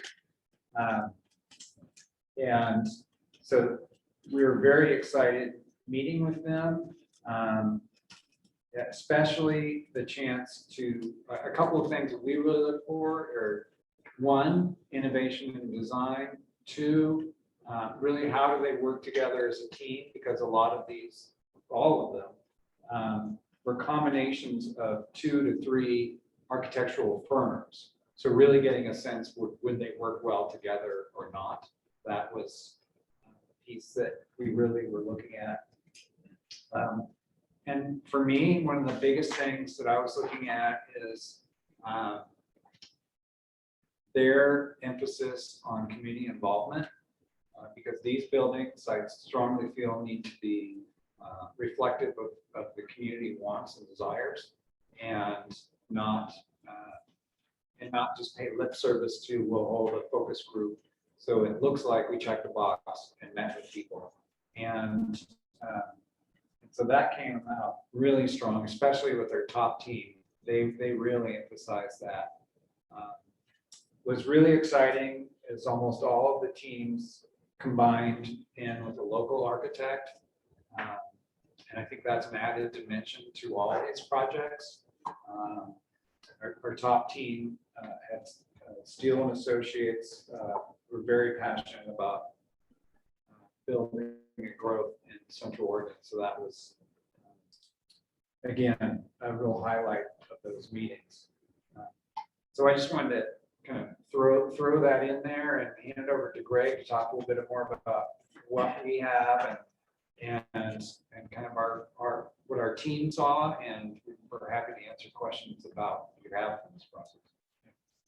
So, we wanted to, as we put together the whole program, the RFQ, the RFP, go out, is to make sure that we were really trying to reach a broad base of professional design firms from wherever in the country or anywhere, to really get a lot of good interest. And you'll see in here the locations that are listed for the different firms, generally the location of the lead firm. So the companies that have that depth of experience and expertise in libraries, they don't reside locally here. We have great architectural firms here. Todd said, I think we saw 5 of our local firms on teams. Some that made the finals, some that didn't. But which was really great because they all saw the importance of having a local partner to work with them, to understand the community, to understand the contracting community and the building department community, whether it's been read, that there's a real high level of importance, and to have local support, people here, boots on the ground, as they call it, right? And if we need somebody to drive out to a job site, there's a representative of the project team with a local strong architect. So we're really happy with that participation. The other part, a lot of these firms were based out of Portland and Seattle, primarily. But some of their partners who aren't listed here were from Minnesota, a couple from California, one based out of New York, who's actually a Swedish firm. But a lot of our big local firms here in the Northwest that have a ton of library experience also went out and sought out partners to bring in, which was exciting to see because there was a lot of good information that came out of that, a lot of thoughts and ideas that they put forth in their proposals and in their interviews about their strategies of how they manage work, how they approach work. So I think it really gave us a very broad look at our design industry and options of who we could select for this project and what their strengths and weaknesses were. I think as we went through that process, both using the RFQ, which was a request for qualifications, and it allowed us to really go through and look at the teams as they initially submitted, of what were their, what's their knowledge base, what's their experience level, are they bringing the right things to the table that we were expecting. Our initial plan was to shortlist it to 4 firms, but we'd written in the RFP that it may be less or more. And as we completed the RFQ evaluation, we realized that we really liked 5 firms, because they were close in our scoring and evaluation at that stage of the game. So we said, let's continue with all 5, having them respond to the RFP. Ultimately, the way our contracting rules require, we go through the process of looking at their qualifications, and we laid out all of those and what their points were prior to actually requesting a fee proposal. The fee proposal is actually the last component that you can only ever request the top 3, and it's actually a very scientific formula that assigns the points to it. So it's really all about the companies, how they work together, how they're going to approach design for all of the facilities, how they're going to manage, because we wanted one firm doing all of the different projects so that there's a real consistency and standardization and development of the whole program, so that the libraries are integrated, especially operationally and functionally, how they're going to function and work together. The materials handling system, it's in central library, but it's in every library, and they have to work together and function well. And so I think that was an early decision that we had made and discussed, that we wanted a single firm.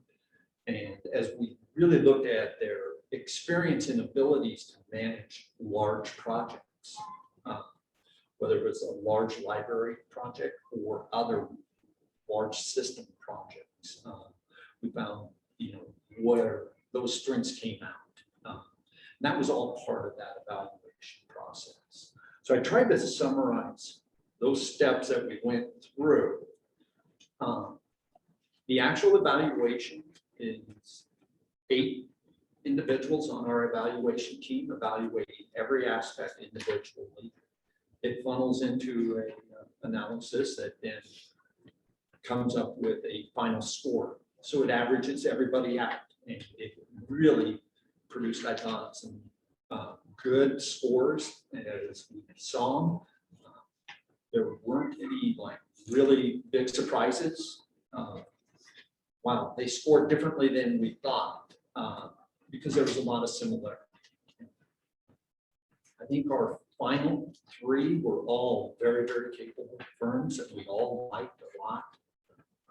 I think the top finalist really did stand out through the interview process and did an exceptional interview in communicating what they were about and how they wanted to approach the design of the facilities, the integration, getting to know DPL, the community, and the staff. And that was something, we talked about a lot with you guys in the past, and with Todd and the whole team, about community engagement.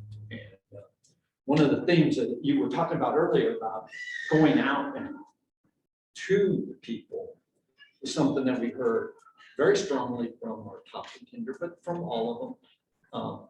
When they're doing community outreach, it's not just having a meeting here in the library. It's going out to the Target store and catching people who are going in and out, or going to a school or some function, getting out to the people and going outward. That they find that's where they go out and they talk to the people who have an interest but don't have the time always to attend, or maybe have a different opinion on what is needed, and really looking out to that. That was an element of our RFP for us to understand how do we get the whole community, the county, the different groups and cultures that we have into our designs. How do we address that? And I think we're really pleasantly surprised that the teams really embrace that and deal with that as a normal course of their business. And trying to really understand designs. And this, I think, really comes from companies that do a lot of public type projects, that they understand that the need for the public outreach and hear and listen to all opinions. And that was something that he stressed. It's like, you're going to get everybody, because not everybody agrees with what you're doing or how you're doing it or what's good for them. But how do they take that information, digest it to create a design that is going to ideally fit best for as many or the masses of the people, and trying to address everything.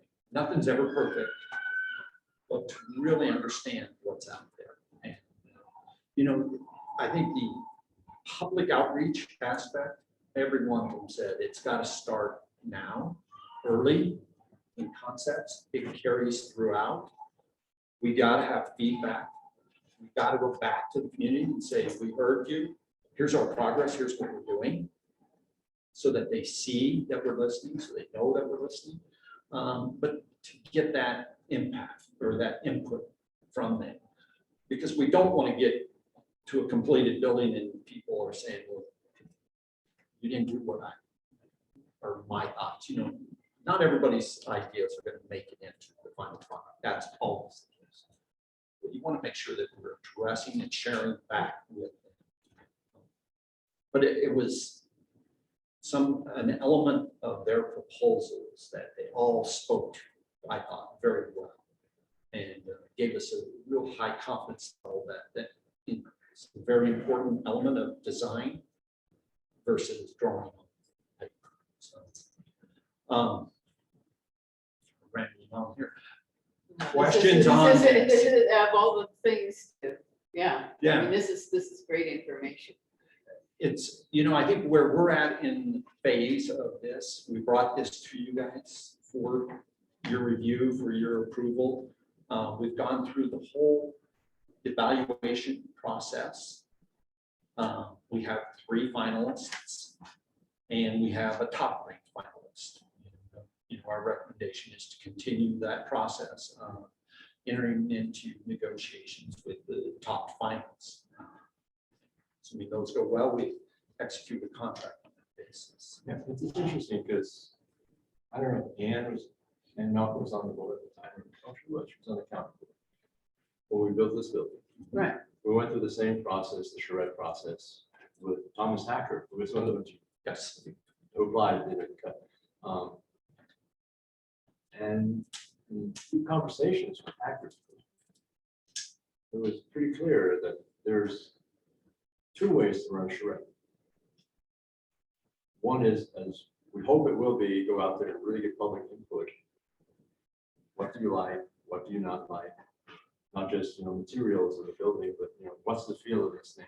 Does this fit in with what the community thinks it wants to see? How do you feel? A lot of this is feeling. You look at it and it's instantaneous. So you can go back and forth with the community over and over. It's a iterative process. It takes as long as it's going to take. But everybody gets buy-in and then you work it out. And that's what really distinguishes a really good architectural firm from just designers. Yeah. Okay. And the other way they run it is you want to have a design. And now you're going to convince the public that this really does fit in with what they want. So it's certain aspects of the design the architectural firm really loves and they want it. And if the public doesn't see it, it's like, well, let's show them pretty pictures of how this really fits in and how other parts of it look really nice, and maybe we'll just get it through. Talking with Hacker, like you said, it can go either way. And it really depends on the owner. Not their firm. It's what are they getting from the owners saying, what do we really want? And there you go, because the owner is paying. Right. They know who they're working for. They have 2 ways of getting to the end product that the owner really is satisfied with also. So you're not going to end up with a product that the owner goes like, you got it. You really want all these solar panels all over the place, and we don't want to have that because of snow all the time. It's like, well, yes. Some of that can be either subtly given to the architects or stated outright. Is there any way in your interview process that you can decide which firms do what type of assurance process, or are they so set, so ethical that they say, no matter what the owner says to us, we're going to go out and get what the community wants? It's very difficult to say. We did it. It was really tough with Hacker. It took a long time for our board to become satisfied with them. They said yes, but actually what happened was we just said, you shall do it the community way. We don't have a vested interest in this. You shall go out and do what the community wants. And that included location, because we were originally going to be next door. And this location came up. No, let's buy this. It cost us almost $1 million more to build this building, because we had to pay out, buy out all the people who occupied this block. One of them being my old dentist. Took us for a ride. No architect. Well, I think, Greg, based on what you said, if I'm correct, that they really are into public involvement and listening in a variety of innovative ways. And it really sounded similar to the process that we used in gathering public input to this point, of not expecting people to come to meetings and telling them what they were going to get, but to really listen and go out and talk to library users and non-users alike, and really find out their needs. So, I mean, that's what I heard you say. The process is the same. Yeah. The motivation is what I'm asking. Yeah. I think it is the same. I think we did cover what you're asking about.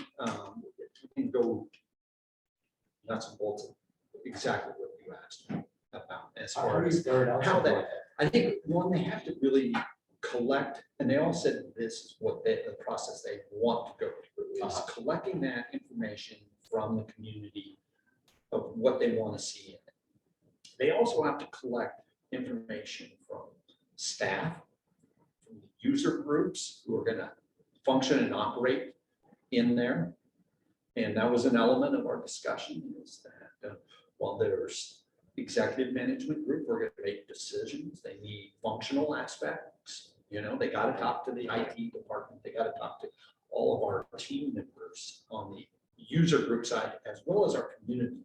So that as we're looking at how are those buildings going to be designed, they're addressing all of those different elements in there. How it will be operated, how programs will be ran, what those programs are going to be going forward that, you know, DPL will be bringing forward. And how is that meeting what the community is saying we would like? We want this service, we want these functions, these programs, right? We're going to get a lot of community information in of what's important to them. Some people, it may be meeting spaces, some it may be quiet spaces, you know, all of the different aspects. And so it's pulling that in, it's pulling staff, user information in. And then it's looking and saying, okay, we're hiring these guys because they're creative designers. How are they now going to create and design us a building or renovate our buildings to meet the needs of the community, meet the needs of the operational aspects of the system, and then integrate in what are the new things that we got to think about going forward? How do we make this the library system of the future? How do we make these buildings take us into for the next 50, 100 years? And these were the things that they talked to us about what is it that they are thinking about, you know, the process of how they're going to go forward. There's the simple steps that are on the schedule of schematic design development. That's a name of a function. But they talked about what goes through their minds as designers. And it's they talked a lot about how to utilize the land on the new buildings, both of them, orientation. What's the environment like? What's the experience like? as you arrive, as you use, as you move about the library. So I think, the designers have to be able to address all of those and more issues, right? In developing a design and then presenting that design back to us. Yeah, so it's design and functionality.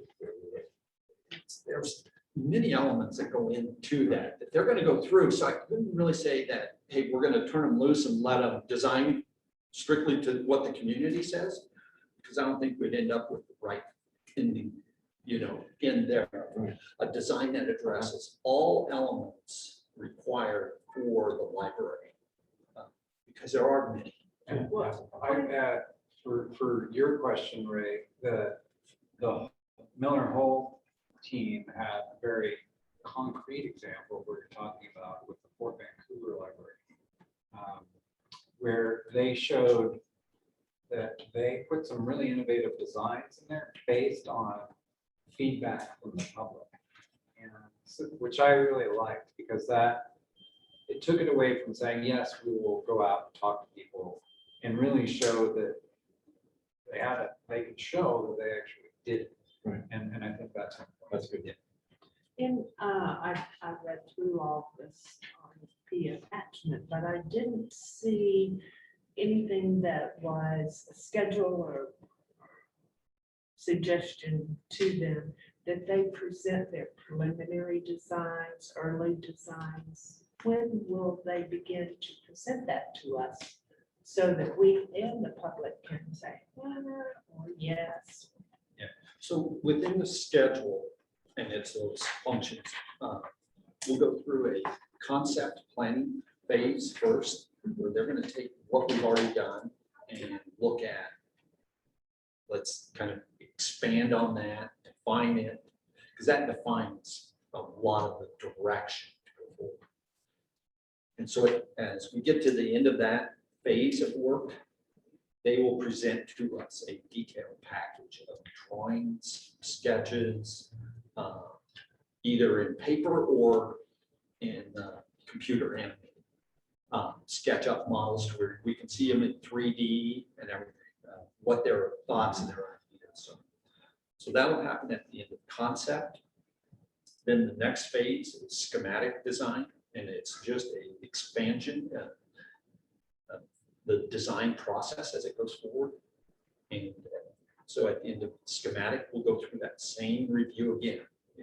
The designs are taking more shape, more information, you can see more, and they'll be able to start telling us how programming is now laid out throughout the building, and where things are going and how they're going to function and operate, just how the space is being utilized and what the designs are starting to develop. Design development is the next phase of that. When we get to the end of design development, you really have to define what it's going to look like. It's the pretty picture. You see everything. It defines all the total square footage, all the spaces, where they're going to be and what they're done. So that's a phase where we're really signing off on, we're done designing. Construction documents is the next phase.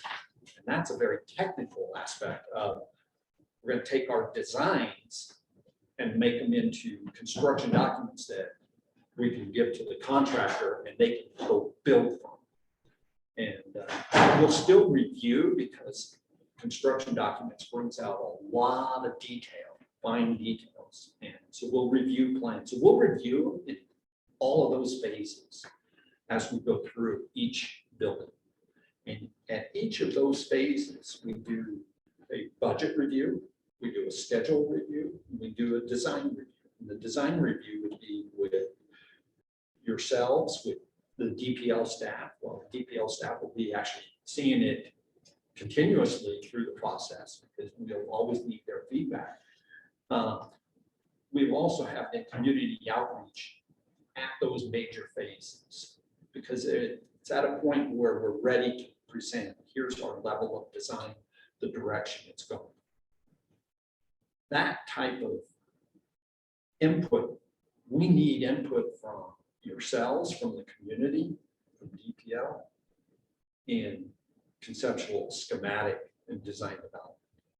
We have to capture all your thoughts and ideas as much as possible by that phase.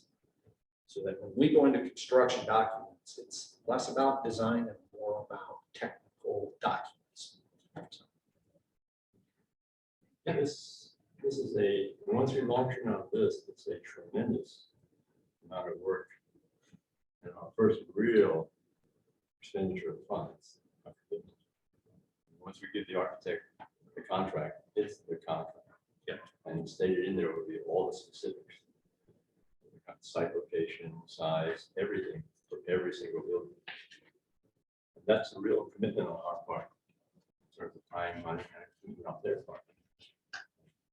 So before we launch into that, I have to express some real concerns that we have. And I'm just gonna tell you what they are because I tend to get too emotional. That's not directed to you. This is really for the board. Right? So I have some issues. The community, the first issue is the community is divided over the proposed building plan. As demonstrated by one, there's also the South County election. Voters clearly chose the candidate who ran on the platform of community libraries, and she won by an overwhelming 10%. And having run in contested elections before, I can tell you the incumbent is having the I behind your name gives you 7 percentage points. That's historically what happened in election. So for our board president to have lost by 10%, it's really close to a 17% loss. That is a really big loss. A significant number of letters on both sides of the issue. The presentations referred here and in the past. But it shows that letters to the media, letters to the board, presentations in person. And many of the presenters are community leaders. It shows that division in the community for whatever reason. I'll point out that the Bend Bulletin ran a poll starting on June 20th of 2021.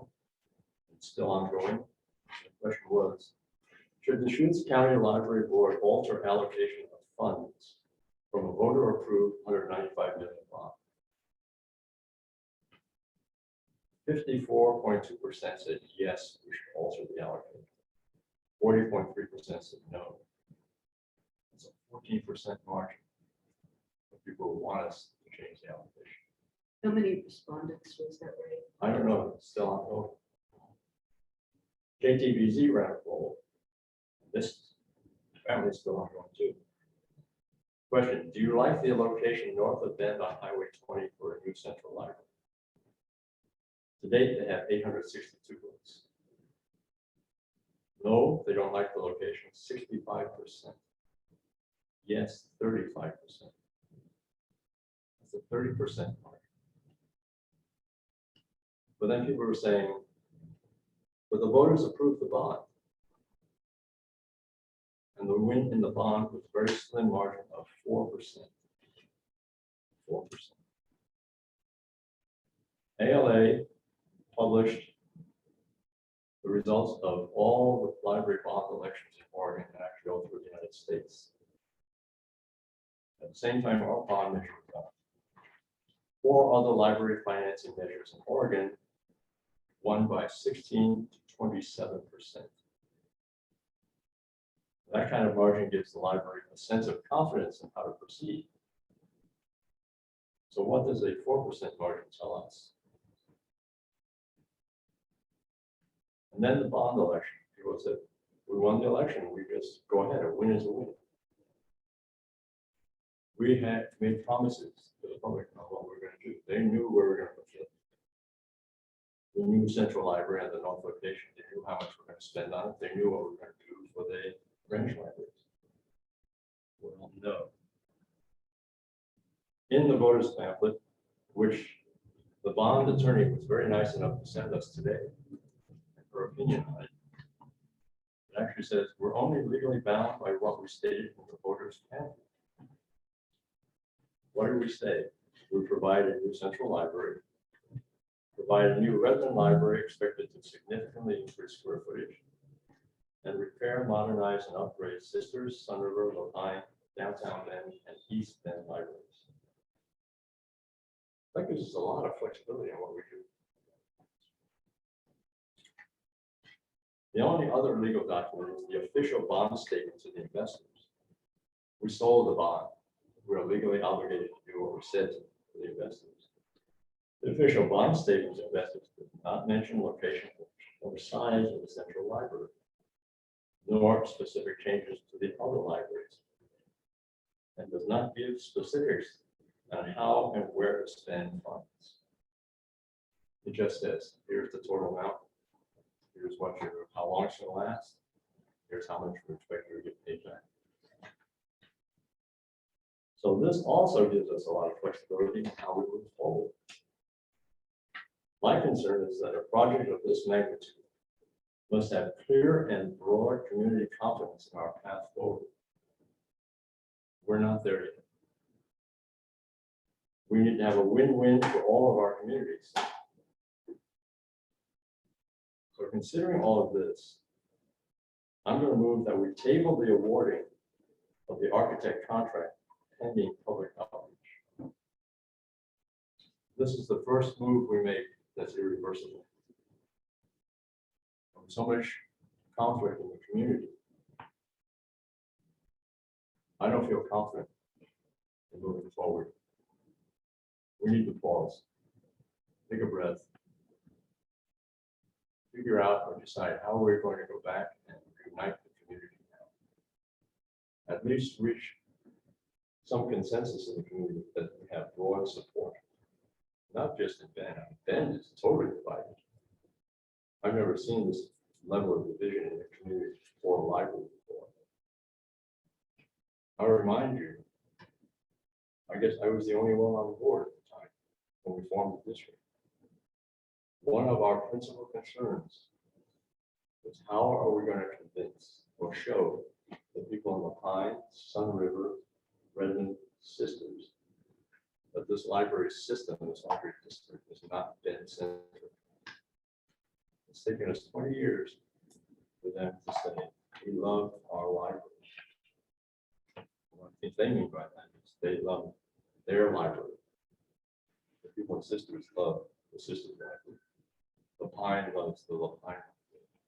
Sun River, I know for a fact, who loves the Sun River library. And some of them still hate us. Redmond loves their library. Ben either loves the downtown library or East Bend library, but they love their library. I'm afraid if we go forward with this project, by awarding the architecture contract, we're telling people, we know what's best. We've decided, we've studied this for 6 years. We're going to move forward because we spent so much time. And in one shot, we're going to go back to where we were when we first started the district. We're going to fracture the entire county. Some people will say, great, we voted for it, let's do this big library on North. A large percentage of people are going to say, we don't trust you anymore. And we can avoid all that by just saying, let's pause. The board needs to decide, what do we want to do? The best thing to do is stop. That is a positive decision. Go forward with this is just to keep rolling. We've seen what's happening in the community.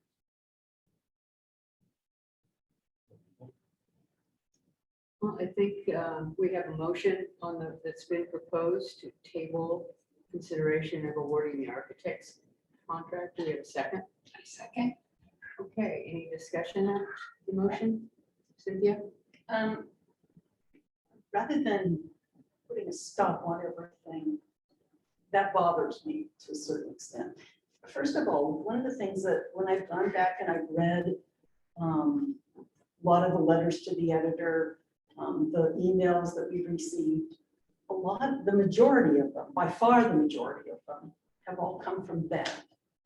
And one of the things, and maybe this is just my interpretation of how I'm reading it, but it seems like the people who are in opposition to the idea of the central library, the place for the central library, they're forgetting, I guess for me, they're forgetting it's not a Bend library. It is a central library for Deschutes County. And when I came onto the board, the board had been working on this process for a number of years. And so when I first came onto the board, I mostly did a lot of listening, went to several conferences to hear what was going on as far as national level, state level, in other communities. And one of the things that seemed to come across to me was that, yes, we need to strengthen our neighboring libraries, our branches, whatever you want to call them. And one of the ways that allows us to do that is to take the automated system and put it into a central system that then feeds out to all the other libraries. Taking all that automation out, or taking the processing of books out of the smaller libraries, allows them to grow, to have a larger library of things. It frees up the librarians to help their patrons. So to me, I don't know, as I've listened or read, it seemed like people in Bend are missing the point of what the central library is for. It's not there to serve us to become another library in Bend. It's to allow this library to grow. It allows the East Bend Library, well, to have at least the services of people. It's allowing the other smaller libraries to actually grow, to me. I mean, that was one of the reasons why I supported it. So I don't know that by stopping everything right now, it is a good idea. Maybe instead it's for us to work with whatever architect we end up with to deal with the issues at hand as to how best to make the central library be something that will support the other libraries. Yeah, that's a good point. Sunny, would you like to weigh in? I would, I think that the idea of a community that is divided on these plans is a bit of a misnomer. We have a handful of people that are opposed, a handful of people that have come up and said they support it. We had over 63,000 people vote yes. So unless you want this to look to be divided, show me 35,000 people that are on one side, the other 35,000 that might be on the other side. Well, we only won by 4%. Right, let's let Sunny have. It is the number of people that voted, that cared to vote for this. And I don't see numbers that would show me this community is divided. We have some vocal people on one side, vocal people on another side, and another 62.5 or more thousand people out there that spoke, that have already spoken. So I don't see it as divided. Okay, Ann? Just running for election to the board, I talked to many people within my neighborhood, my community, and throughout Deschutes County. And they all realize that this bond is giving Deschutes County a tremendous opportunity to grow our libraries. But when I said that, you know, let's look at the whole project, 60% of that bond is going to one library. 1% of that is going to the Rock Pine Library, another 1% to Sun River, and then to Sisters. And then within that bucket of money, we're also going to do some upgrades to the East Bend Library. So many community members said, how are we growing other than just maybe doing some modifications and renovation to my library? That, as Todd said, we need to be looking 50 and 100 years out. So my question is, how much of our proposed budget is driving what our libraries are going to look like? So if we do community outreach and Lapine says we really need a bigger library, we need to expand, we need more room. Technology education for our teams, but yet they're allocated $2 million. So I think there's a lot of feeling out there that bond really was central library heavy. It was kind of overshadowing everything else that was going on. Another concern I heard was the East Bend Library is not brick and mortar. It really is just the leased library. We're very fortunate to get a 5-year lease, but at the end of that 5-year lease, if we don't have it, where's our East Bend Library? So there's just a lot of concern out there of fitting into the community. And what is our community going to look like for our libraries? And so that's just what I was hearing when I was talking to my community members. And I agree, I'm a community activist. I believe in community libraries. I'd like to see a lot more emphasis on those branch libraries and hoping that at some point we can have a permanent East Bend library. And so I do think it would do us well to pause and kind of reevaluate our visions and kind of see where we can go from there. Well, for me, weighing in, I think that the plan that was developed based on the needs for the future that we saw staff-wise, the problems that the existing system has, community wants and needs, and that list all needed to be addressed by a larger facility. Every problem that was identified on that list is addressed by the central library as far as need for a larger collection. We don't have the room to buy books for people. And I mean, that's why people come to us. I mean, they come to us for a lot of reasons: community building, programming, connection to services, all different kinds of things, but they come here for books.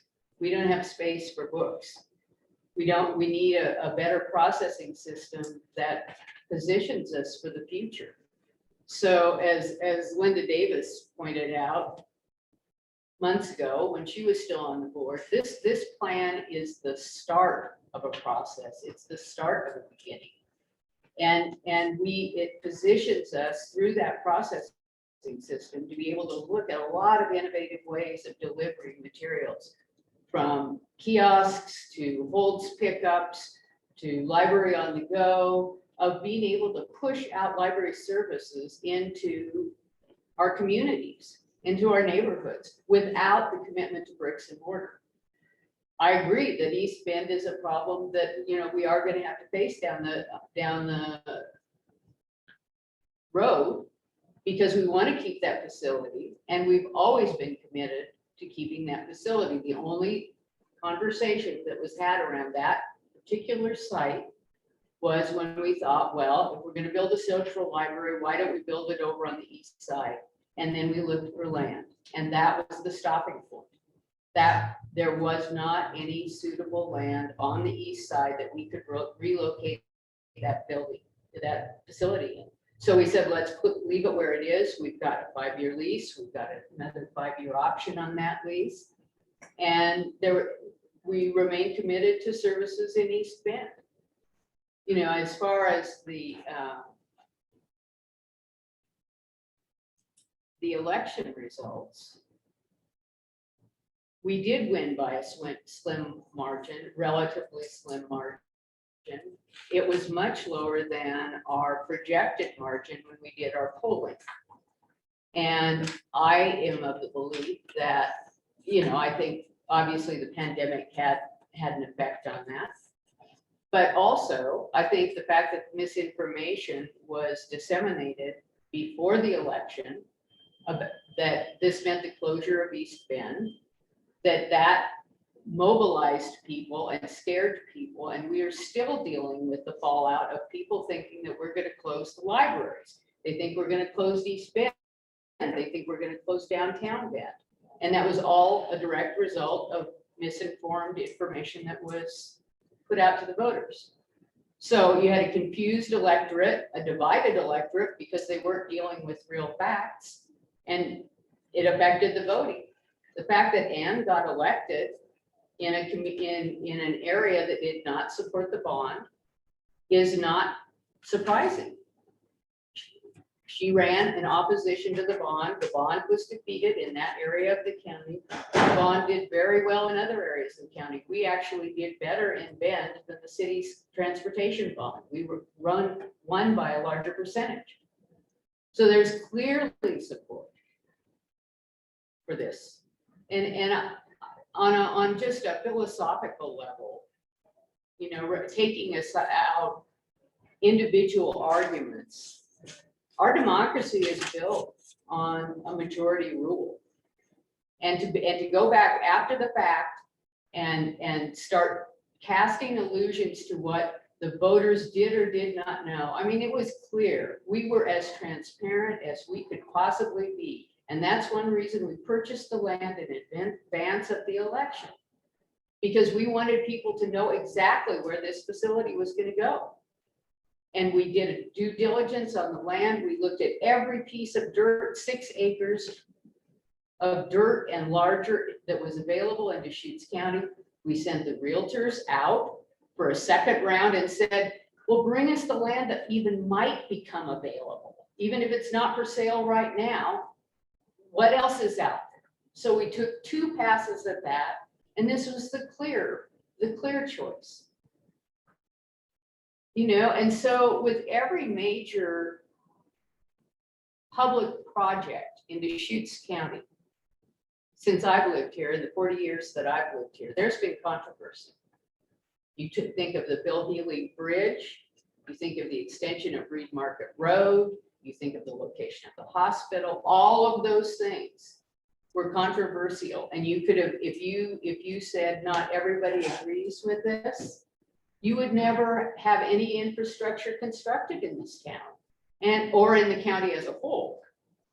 So we're poised right now, after 6 years of work, to begin a process to design some outstanding facilities that are going to allow us to have 21st century delivery mechanisms that can get us even further out into communities, into neighborhoods. We have a great system of existing branches, and we're going to improve all those branches. We're going to free up space that's spent in behind the scenes work and allow the public to use that space, which essentially expands the size of the library. And, you know, to me,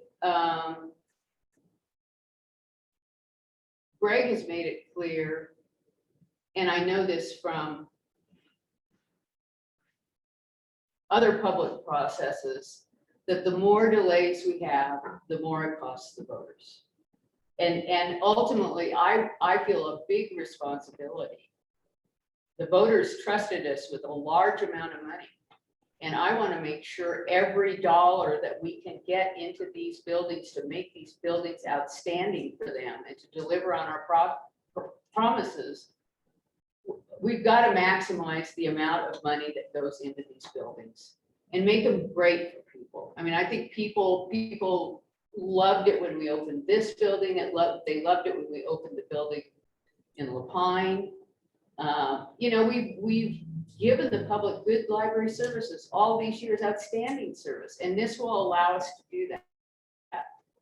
So I don't see a reason for a delay. I think a delay will only cost us money. And I think that there are going to be plenty of opportunities for people to comment and to contribute to making these great libraries. And I'm excited about this personally. So any other further discussion? Yeah, let me respond. And Cynthia has some very good points. Taking what's essentially back of office tasks, processing of books, receiving of books, cataloging books, all of this stuff. And streamlining it will take a burden off of all the branch libraries. But the question is, do we need 120,000 square feet? We could actually do that with a much smaller facility that does nothing but processing, that does nothing but the back office work of a library that people never see, that allows the other libraries to do more public service. So we don't necessarily need a huge centralized library to do that. We need a centralized processing facility, which would cost a lot less and not be, don't have to recruit, don't have to build a lot, right? But we also need more, I mean, we need more space for Absolutely. books. Yeah. And but I guess I also believe, I like the idea of having a larger space. We have no space in Deschutes County, or very few spaces in Deschutes County where large groups can get together. That's another aspect of the central library that I feel provides a service to the whole county as a whole. Absolutely.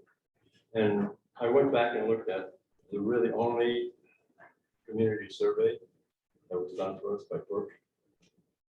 And I was struck when I first looked at it. I said, well, this is a very quick survey. They only looked at about 2,000 people.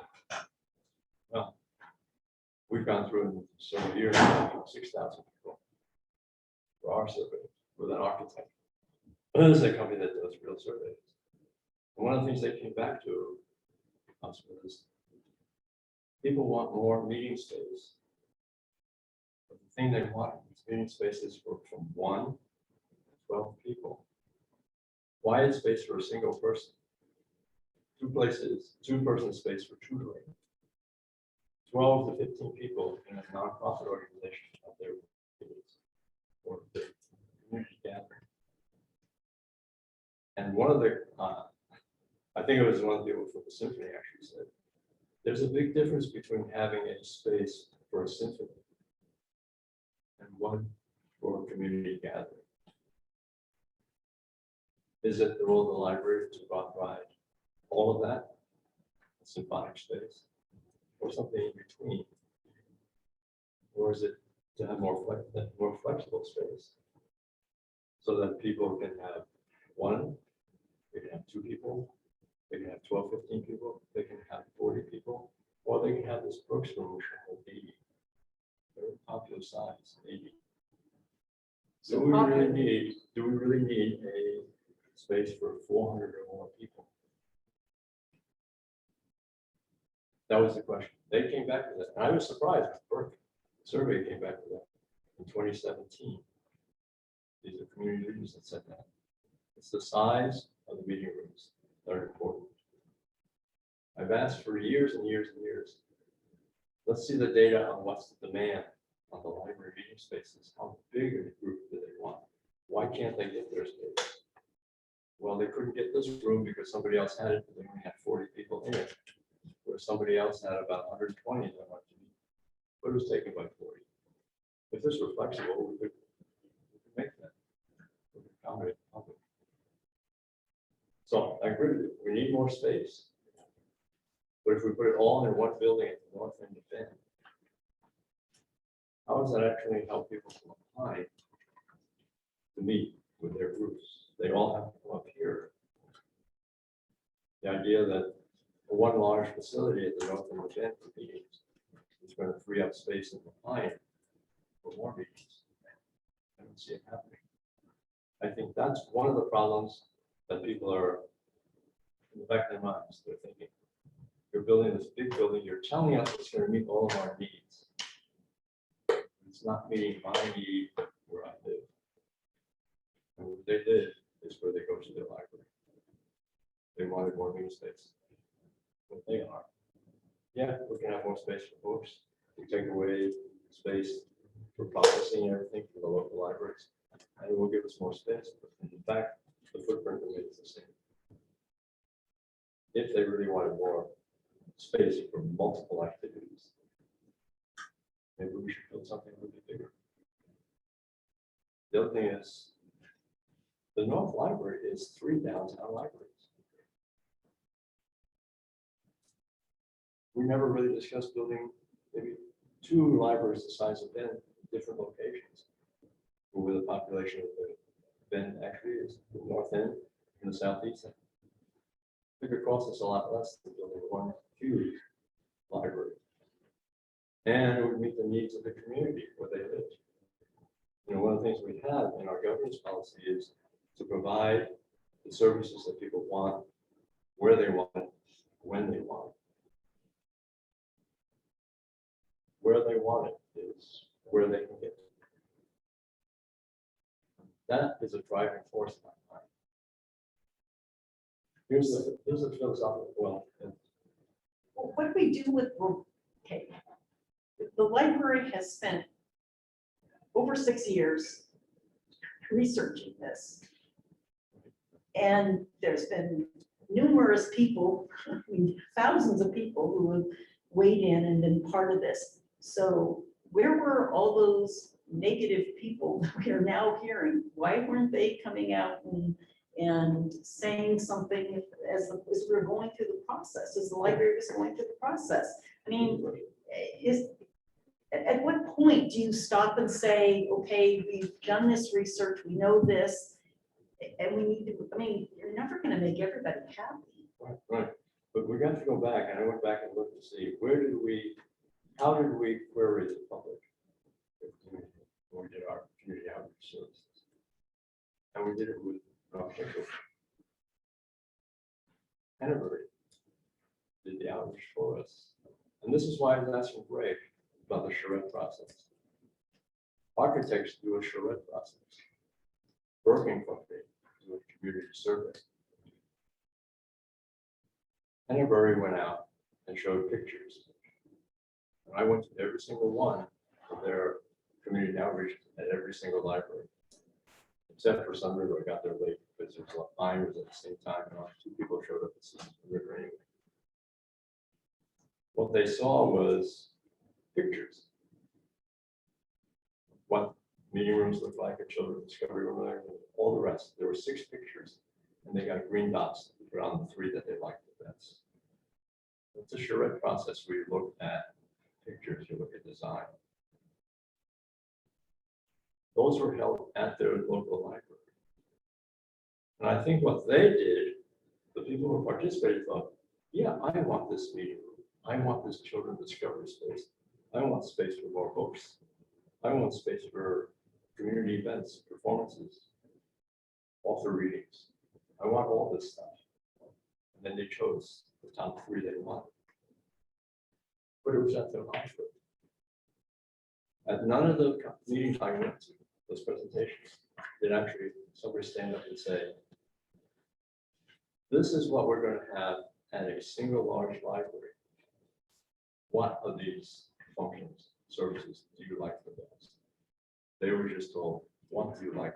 What do you want most for your work? Well, Ray, I think that the time to have advanced those concerns was probably during that process. And I think those charrettes were one part of the public input process. They weren't the entire process.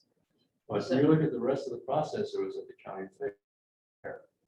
There were know. events all over the county Right. at all And did different any- kinds. At any one of them, did we actually tell people saying, we're going to build a 115,000 square foot building to meet your needs? At the Well, north end of that. I think people had ample opportunity to determine what the plans were before they voted. They've been posted on the website. They've been publicized in all the major media outlets. They were described in detail on the library's website. So, I mean, I think we hear what you've said, and I understand your concerns. And I think that we aren't going to be able to come to an agreement on this. So, I think, very frankly, because we did it the way we did it, why we are in the situation we're in now. well, Ray, Bunny says, you voted. 63,000 people voted yes. Almost, what is it, 58,000 voted no. 4% margin when every other bond, library bond in Oregon passed by 16 to 20%. I mean, I've never seen an election for a library that was this close. Well, as I We should said, have there sat were back and reasons. said, 4% is telling us there is something here that we haven't gotten out to the public. Well, but I went back and pulled from the Deschutes County Public Records Center, it was 9-139, our bonds to renovate, and read the text, and I thought it's fairly clear. I also looked through the rest of that portion that was in that pamphlet. There were 4 pages, and they were dedicated to arguments. As you know, when you put a proposal like this, you describe the proposal, and then you have arguments for, arguments against. There were 4 pages of arguments for. None, one was an argument against. Right. Because people love their library. People, Nothing in people liked the plan that was submitted. I mean, it's, that's as valid as. The size of a library, the location of a library. They That never was had the part money. of the outreach. Then the size of the library, you can never, in something like this, pinpoint. It is Right. going to be exactly this amount, this size of this square footage, until it's designed, until you look at the property and figure out the design. Right. So it says provide a central library and all those other things. So I don't know, they could have been, or you guys, whoever was putting this together, I wasn't here at that point, could have put together anything more specific without the actual design. So I think people voted on the summaries and they did not present any arguments against. And the outreach, I know, was quite extensive because I was at the outreach at the Sisters Library. And the rhythm ones. Yeah, and it was, there were multiple reader boards and people were there to answer questions. And I think they gave as specific information as they could at that point without a design. Yeah, with that much positive statements. You're right, everything was positive. Everybody, the presentations were all positive. But we only won by 4%. We should have won by 16 to 20% with all of that positivity. It's something there was something in the community that people voted. If we had swung 6,000 votes, we would have lost. I mean, it's that close. So it's telling us something out there is not right with the bond. When nobody's objecting to it, but 48% of people say, I don't want it. But wait a minute. With nobody objecting and everybody supporting it, we should have had 60% yes, 40% no. That's what every other library bond in November had. And it's like, whoa, it was shame on the board. We didn't sit there and say, wait a minute. What is this telling us? Such a narrow win. I mean, even the Ben Bulletin. Ray, I think you've covered that argument before, and Well, I don't think these members have been on the board, but we discussed this. Well, you just previously went through this entire rationale in your opening statement and this is the third time. Well, I'm trying to tell you that it won. It We won. won, but at If the 4%. percentage, whatever, it won. Mhm. But Ann won. Ann 10%. represents one section, she represents another Right. section. But Ann's people represent users of 3 of our libraries. The Pine, Sun River, and East Bend. And even some of the people in the Shrewsbury Woods. Well, she represents one zone out of 5, Ray, so. Yeah. I would entertain a call for the question on the motion of whether or not we want to table consideration of the architects. Well, let me say that tabling is not a stop. It's saying something is going on in this community.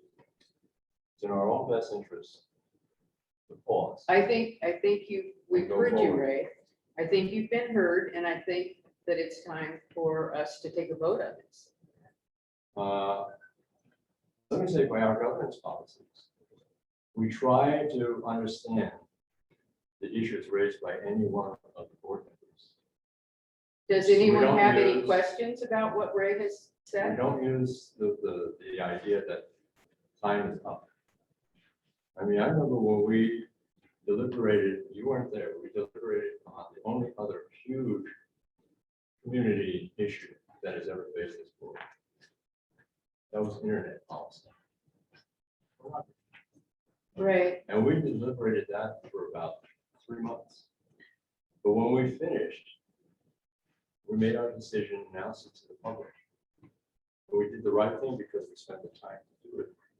And I know that's true because the people of extreme right in this community came up to me after the vote and said, I'm so glad you're our guy on the board. And the people on the extreme left came up to me and said, I am so glad you're our guy on the board. well, Ray, I think We need to take that, the time to deliberate. I think 6 years was enough. I do yeah, too. I do I too. think that But you weren't was, here for the 6 years. oh, listen, I went through this book page by page and have asked many questions of Ann, Martha, Cynthia, to say, well, what were you thinking when you did this or that? My questions have been answered. Right. 6 years is enough. The public has spoken. That's my. Do we have a call for the question? I'll call for the question. All right. All those in favor of the motion to table consideration of awarding a architect's contract?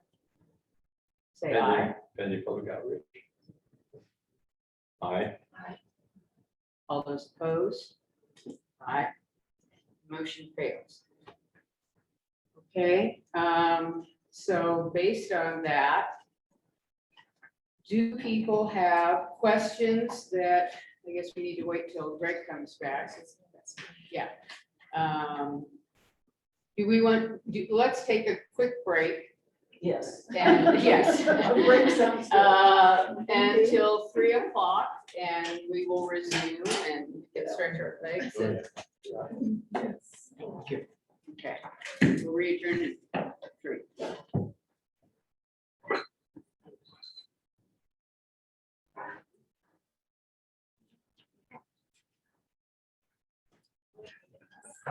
The only reason we just went with the because it's high. We never talked about that 40 times.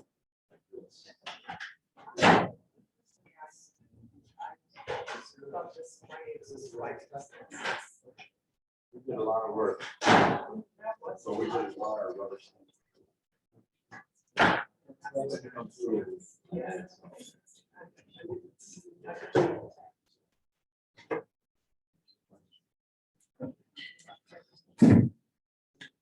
What do you think? Okay.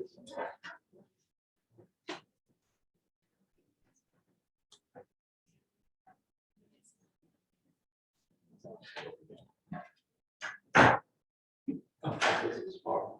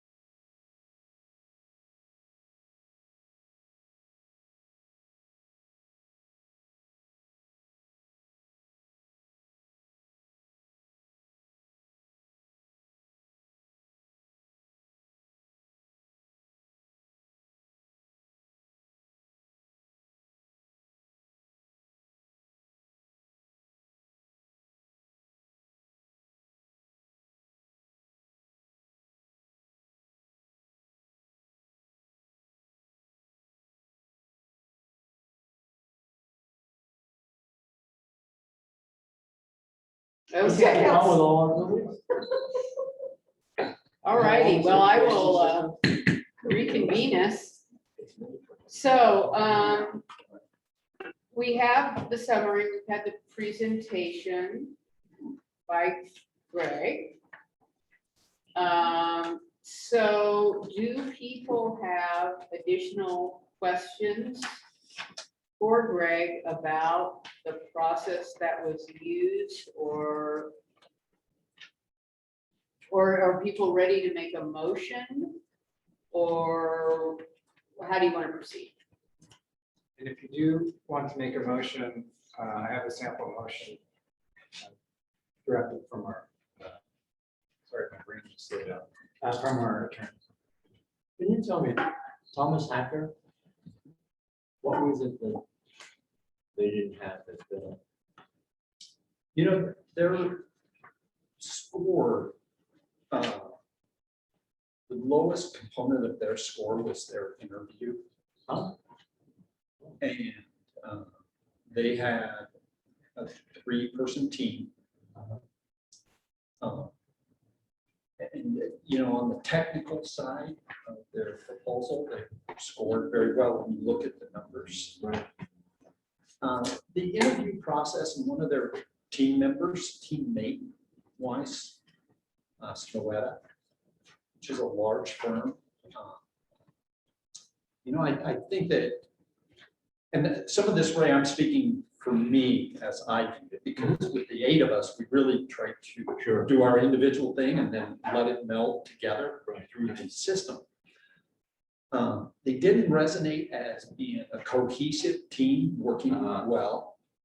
The balance between them wasn't there. It was very strong for me about architectural design. And I know they would design an incredible building architecturally. But what didn't resonate with me was, like I said, their team chemistry, their cohesiveness. At one point, we asked them a question 3 times. And never got the answer. Oh. And I would say and that was something that really, I think, resonated with all of us. We weren't communicating in an interview process. Is that with Hacker or with the other? It was with the team. It came across, so I think that was one of the things. That's where, and that's what really ended up dropping them out of the top 3 finalists. Because when you look at the numbers, they were right up near the top prior to the interview. And the interview was very telling of what it was. I think a little bit about what it was going to be like to work with them. Yeah. And, I think some of the things we did really stressed was what's important to the community, what's important to PPL, and that versus Taj Mahal. I know let me listen to some of the archive symposia from ALA. Design, building, all that. That's one of the things that seems to be really interesting. That an architectural firm will grab somebody else to come in to work with them. Usually it's the local firm. Yeah. So the question I know has been, what's the local firm going to do besides give you the local permits? Are you really working with them? Is there a meld there? It's interesting. I'll tell you, when we built the 2 new fire stations here in town, we had the large architectural firm grab one of the local firms. Yeah. Now we made the mistake of not having an owner's rep. Well, actually, it wasn't an owner's rep. It was somebody else, a consultant, who could actually go through all of the design process and say, this is missing, or that's missing, or you're not doing. And what happened was the local firm didn't squat. They were here to be here. And then all of a sudden, the major firm told them to be the on-site representative for the project. And they couldn't handle it. Yeah. And so we ran into all sorts of crossover, change orders. CMGC process will take care of a lot of that. It's whenever I see somebody picking up a local firm, I'm going like, what is it? How well do they work together? And yeah, I mean, I know Steele, that's Steele. He's been here a long time. So it was interesting why they chose Steele to be working with. Yeah. And, you know, I would say, back to your first question about Packer, they had a strong local team member on that team that I thought did well in the interview and stuff. For the most part across the board, I liked our engagement with the ones that we interviewed of all of our local team members. I did find that they were doing a good job of not making them just a picture for the interview, but a truly engaged team partner. And almost all of them equally, I would say, really tried to capitalize on the benefits of a local team member. You know, because they do, the ones that were on those teams have a lot of great experience with our community broadly, community of just the local community people, everybody who lives here, but then also the building community and public community as far as building departments and utility companies. They were being given through the proposals empowerment and engagement in a lot of good aspects that I thought would be beneficial to see how are they building the team together. Yeah. Because that's what we were evaluating, teams in that aspect, very much so. Let me ask you, I don't know if you want to answer. Steele is the local one. That is for the Wayne architect. What was your feeling about Steele? Steele individually, I think they bring one, you know, long-term stability here that they've been in the community, a broad range of product type that is commonly done here. You know, they do a lot of school work, a lot of community type projects, and they do a lot of private development. I think they have a strong connection to the contracting community just through my own personal engagement with the community. One of the things I have heard is they put out a good quality product of design documents that can be built to. You know, that was something that I didn't get through that interview process, but my own personal knowledge of talking to community members, contractors, and others. I like their engagement in what their role was going to be in site planning. They have a strong role in the site planning process of understanding how to, you know, really fit our buildings. And this goes to Central and to Redmond, how they're going to fit into the fabric of the local environment. That's a functionality thing, but also understanding, you know, aspects of our views, what we like, lighting, how you can capture natural lighting and really enhance the aspect of being in a library.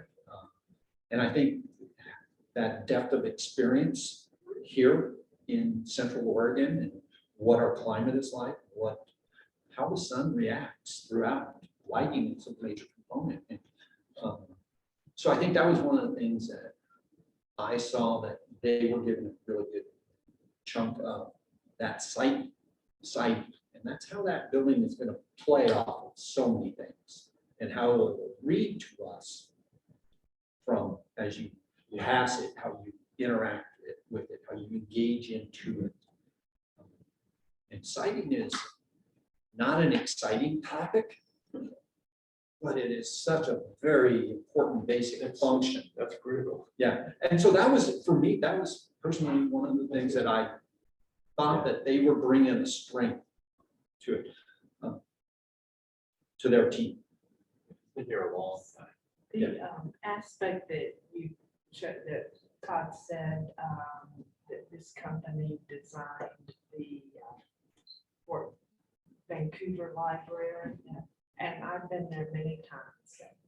Grandchildren and all that live there. It is impressive.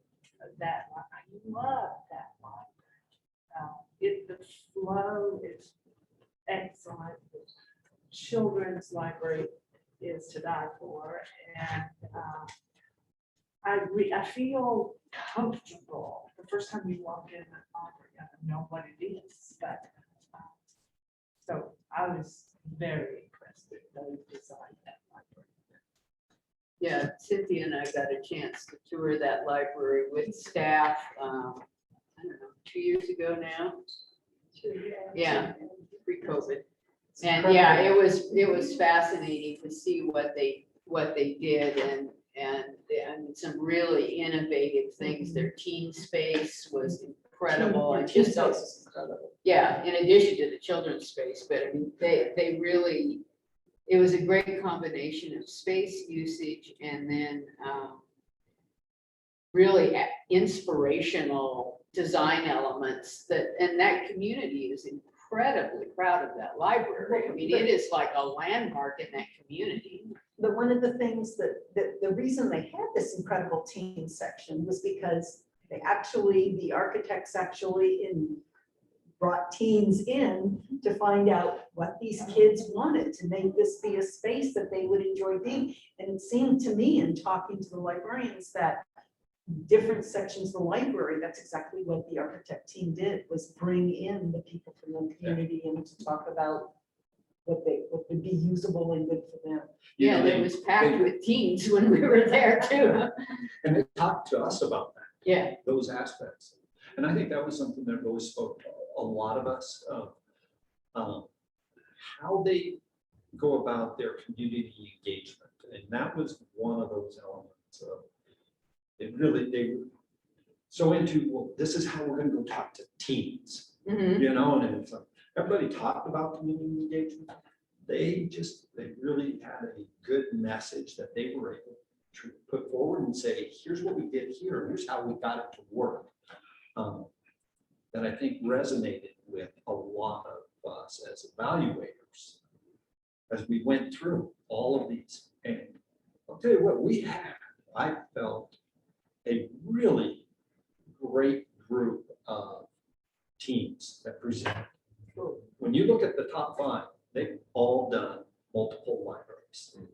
They've done library systems, much like what we're looking at here. They've done central libraries and major renovations across groups as well as individuals. So we had a really good depth of interviews. I would say it wasn't the easiest choice, right? Because they all had a lot of good things. But the top team did really stand out. You know, and one of the things that they brought out a lot of really good information that we wanted. So we gave them an agenda for our interview. We said, these are topics we want you covering in your presentation that fed off of the RFP. We gave them a list, I think there were 17 additional questions that we wanted discussed, topics discussed through the presentation, through the Q&A period that we had. And they did a really good job of understanding our questions and answering them and thinking about some of the things that were like really important to us, and they just understood us, which was, I think, a really good sign of how they really listened to what we wrote. And it was, to me, feeding on that chemistry and the communication. It just really seemed to function in that brief moment in time that you make that decision about. And that was another one of the strong elements that I thought really came across. So, and being good listeners, in this case, to the written word. Any other questions, comments? Motion, but I want to make sure that it's correct. I'll point out that the the price on there is based on what they proposed, and we added a 5% contingency. Well, that's the price. Okay. I would like to make a motion to move forward on the architect selection. And that we honor the selection committee's results and Miller Hall Partnership and Steel. I move to award the Deschutes Public Library Architectural Services contract in support of bond-funded construction projects to the Miller Hall Partnership Steel Associates Architects, and authorize the library director to sign the finalized contract in amount of no more than $13,050,136 and all the associated documents. Do I hear a second? I second. Any discussion? Yeah, I'm gonna tell you, I'm gonna vote no, not because of the dump checker firm itself, because I think it's the wrong thing to do. I appreciate everything you've done. I think this is probably a very good firm, but I think it's the exact wrong thing for it to do at this time. Any further discussion? Okay. All those in favor of the motion, say aye. Aye. Aye. Opposed? No, Okay, one abstention. Okay, motion passes. Very good. Okay, so we are now going to open. We're going to convene as the local contract review board to be, and we will be in session with the board, us. So we're now wearing two hats. We're the local contract review board and the Deschutes Public Library Board. So given that, I would like to open the public hearing to consider the CMGC exemption. And I would like to call on Greg Holcomb for a staff report on this matter. So in your board packet, you should have received a packet that was called CMGC Exemption Summary, which that cover page is a document that I wrote, just a quick summary of it. And then behind that, or with that, is a resolution. And then also there's 4 exhibits, exhibit A, B, C, D, which are the exemption findings for the project. And those documents were prepared in conjunction with legal counsel. So Carrie Conley prepared the exemption documents and the resolution.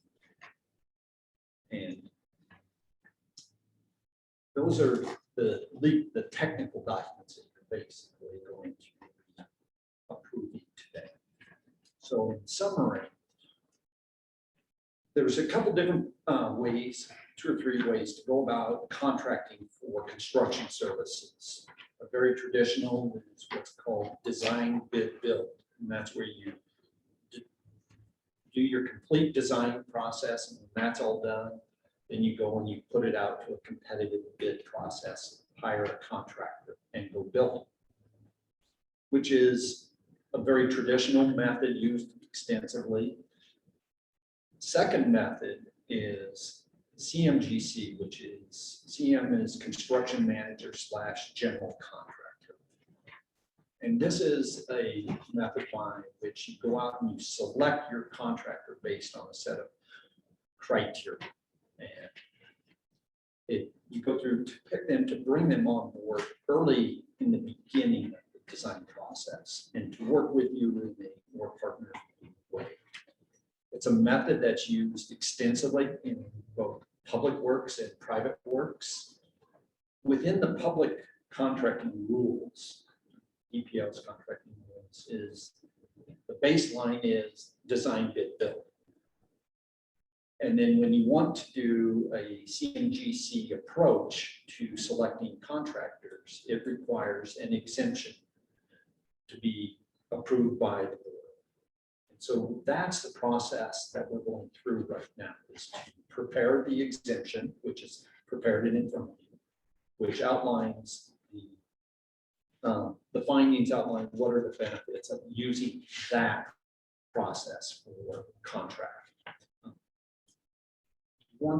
And so that's what's in front of you, is our request for approval of the CMGC process for selecting contractors on the project. As we went through our initial strategy and setup of the project, we broke it into 4 work packages: the Central Library, Redmond Library, Downtown Bend, and then the branches. And that allowed us to, one, we looked at, could we do them all with one? That becomes extremely limiting to most of our contractors because of the size and capacity. They don't have that. So then we broke it down into packages that allow multiple contractors the ability to pursue components of the work. Some may pursue all of the packages. Some may pursue 1 or 2.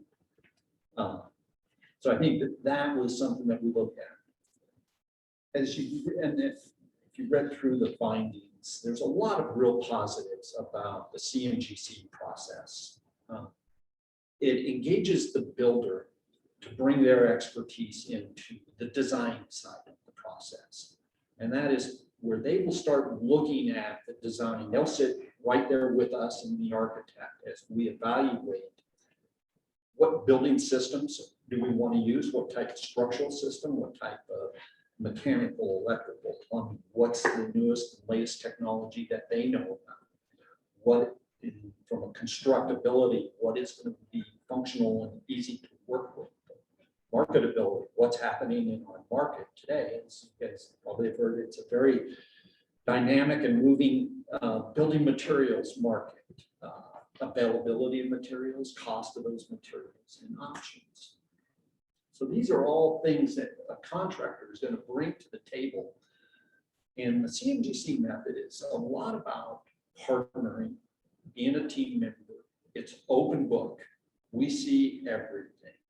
We look at everything. We get to look at with the general how they're going to go about procuring subcontracts, how they get out there and promote the projects, how they get out there and promote as much coverage of engagement with our subcontracting community. When you think about our local contracting community, we may have 100 general contractors, but we may have 3,000 subcontractors, little guys, big guys. And these projects will all probably have anywhere from 30 to probably 60, maybe 70 subcontractors engaged with one component or multiple components. And so, you know, with the CMGC method, we get to sit there with the contractor and say, okay, where's the target sub list? Who is going after this? Who's capable? You know, large projects, when we're talking about Redmond and the Central Library, they need contractors, generals, and subs that have capabilities, the knowledge, and the manpower to manage those. We're talking about our branches.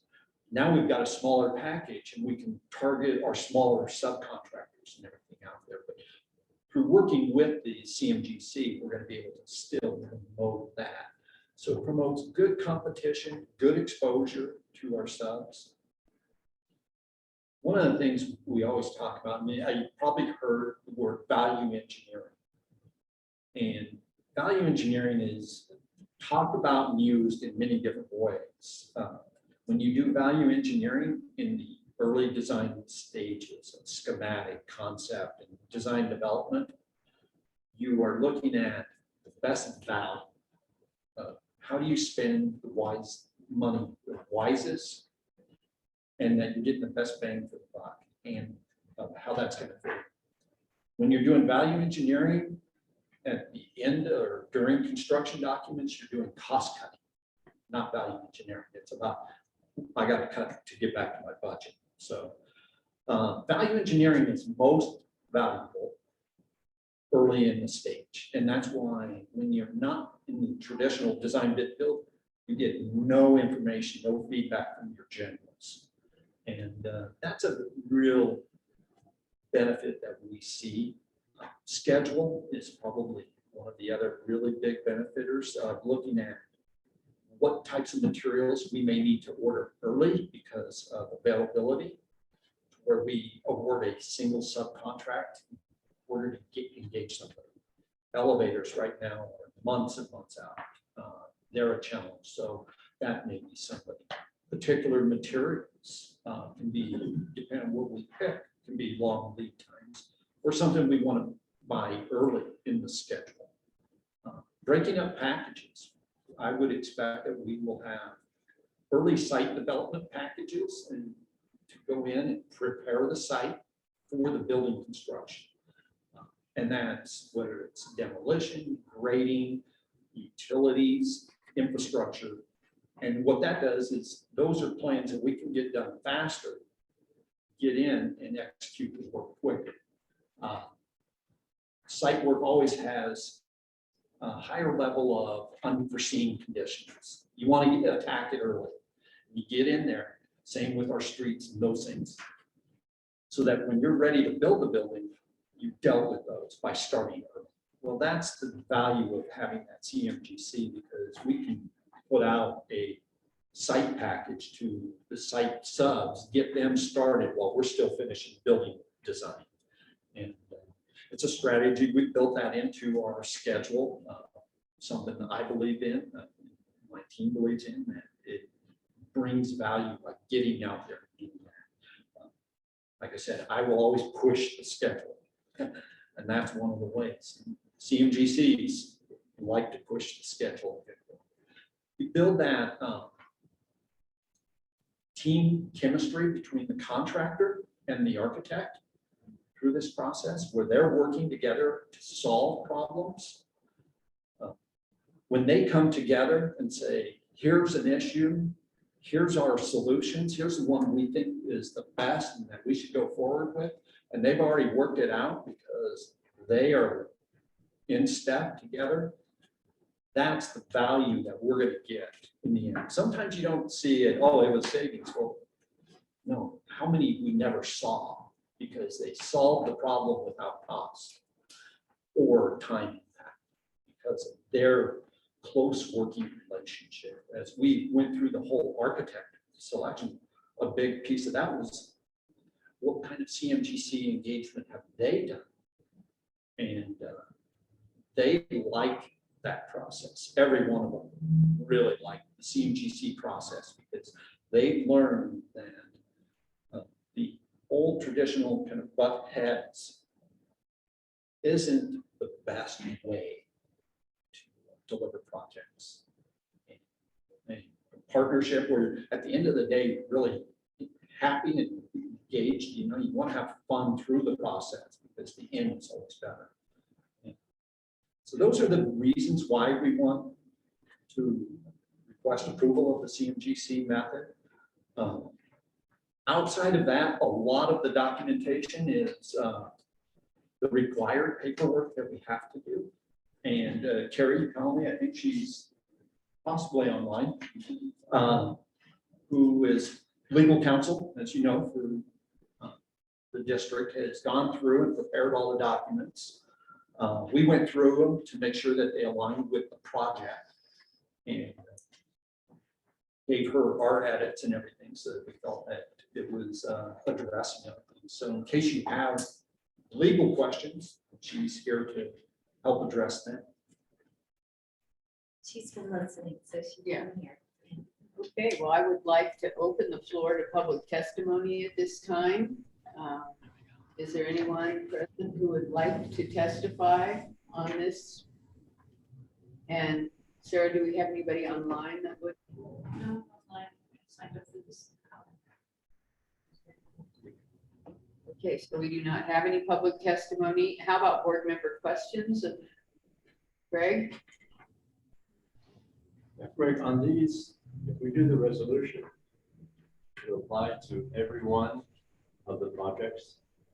Yes, we wrote, drafted 4 sets of findings, one for each work package. So it was, we wanted to be clear with the community that our intention is to have 4 packages, 4 different competitions, and it is possible one guy could win more than one, you know, or one firm, not guy. So for the exhibit A, the Central Library project, first I'll say, I love CMGC. That's what we did here. Right. It really works well. And but I'm a little concerned that the exhibit A specifically states 3-story structure construction on undeveloped 12-acre parcel of Highway 20 and Oak Road. Is that going to be in the contract, or is that just a possibility? That's more of just a descriptor, and Carrie can probably answer as she wrote it, but it's really meant to be a general description of the project. What would be in the contractor's contract will be a general description of what the project is about, which is generally described by the final report that was done for the concept levels. That's the level of description of projects that are in the contracts, is that high level concept. Now, I will say though, Rick, ultimately we would, before, you know, we sign a CMGC contract, we engage a contractor, but the final price of the construction is through the amendment that comes when you set the final GMP, because they can't price what's not drawn today. Yeah, I'm more concerned about the 3-story and the 12-acre and the location. Yeah. If we approve the resolution, pass the resolution now for CMGC, are we bound into exhibit A for location inside Central Library? Carrie, did you hear that question? And what I think I'm hearing is that by passing the resolution, are you limiting your scope? Are you setting the scope of the work and the design and the project? Was that the question? Is that, yeah, you can phrase it that way. Yes. And the answer, of course, no. The answer is no. The findings are trying to give the construction community in Oregon a sense of what you anticipate the project's going to look like. And the goal here is to ensure we're going to foster competition, so that if anybody thinks that a design bid build would be a better approach for this project, they can come forward in the hearing and give you that testimony, if that makes sense. So then after the exemption is adopted, you still do go through a competitive process. It will be an RFP, however, rather than an invitation to bid, a request for proposals, not an invitation to bid. So the goal here is simply to support an exemption for an alternative contracting method pursuant to Oregon statute. It has little to do with the project itself and how you want to frame that moving forward. Yeah, I just wanted to clarify, that's what I thought it was. Yeah, that's good. Thank you. So along those same lines, the budget that's listed for each one, that could change. The line Yes. could go down depending on that final design. Yeah. So this isn't written in stone as to what, No, okay, that was the preliminary estimate. Right. We actually have to just so say. it's an estimate. Great, thank you. So again, if you think about it, what we're trying to do is tell competition, here's the scope of a project. If it was really small, fewer people might be interested in it. We want to let them know it's going to be large. You know, you guys might care. So we're, you know, intentionally waving a red flag, essentially. How are we going to resolve, because at some point we're going to go for a GMP, guaranteed maximum. If somebody bids all the projects at a certain price, then other people are bidding parts of the project, how will we evaluate between those different types of Well, at this point, this is just the exemption that allows you to go out for an RFP for each of those. We're in the process, Greg. I think you can talk better about crafting the RFP, but again, this is not the solicitation process. And the solicitation process is going to be a completely separate set of documents that are drafted. I can't remember exactly the stage. Greg, you might want to talk about that a little. The big picture is we have the 4 different work packages. There'll be a RFP for each individual work package. Right. We will go out with 2 RFPs first. That'll be for Central Library and for Redmond, because they are occurring first in the process. So you're not gonna release on all 4 and people can bid on whatever parts they want? Yeah, so they can pick and choose, and then downtown Bend will go out in January. And then the branches happen about 2 months behind that, so that there's some stagger in there. And that ties back to the master schedule of when we need them on the team. And it allows us to work through, going through this process. And exactly right. I know there's small contractors who I've talked to, and said, I can't go after that big stuff. That's more than my annual volume. But I want to go after that. And so that's how we're trying to break them up. So that way we can really effectively get it out there.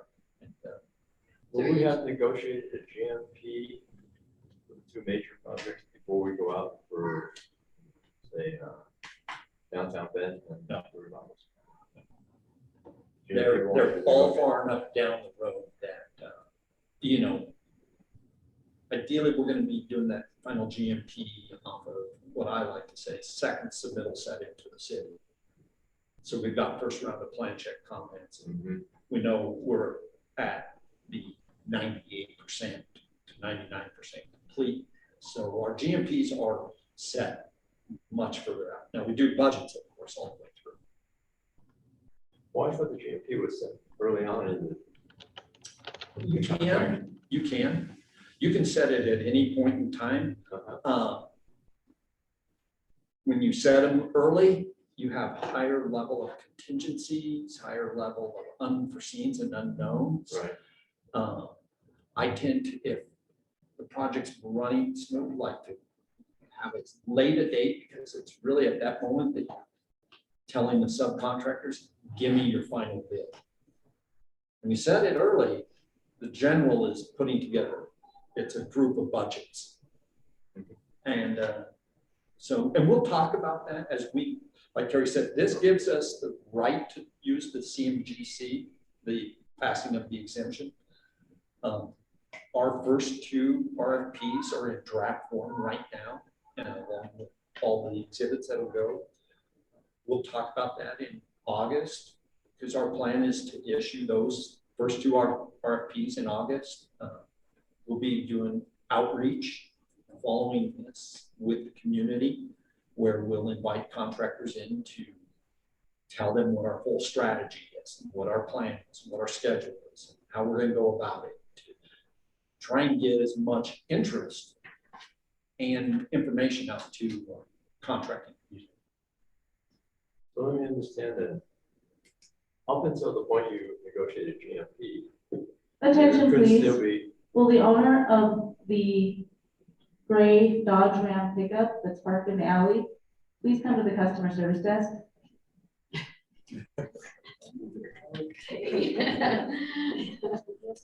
Yeah. Well, up until the point we negotiated GMP, we could still have change orders from the contract. Yeah. It won't actually be a change order, it'll be a change in cost in the estimates and the budgets that we're carrying. So when you enter into a CMGC contract, you're locking in your contract terms, the legal contract document, locking them into their cost for all their pre-construction services, which is from the day we retain them to the day we execute the GMP or the construction cost. It locks them into what their fees are going to be. It will. Oh, okay. I misunderstood. I thought you were saying negotiated GMP somewhere along the construction phase. So the GMP comes before we actually break. Oh, yeah, That's it'll what be I'm talking- 100% Yeah, locked in yeah, before. that was my understanding of the CMP. When if we do an earlier work package, like they talked about on site work, we may have a first amendment to their contract, which is the site work cost. And then we'll add in the full building cost if we want to accelerate those, or if we had a particular trade or something that we need to do. But as we go through that process, that's something we talk about on a regular basis with the DPL team. And then would be given monthly updates of where we're at in that process and what we're doing.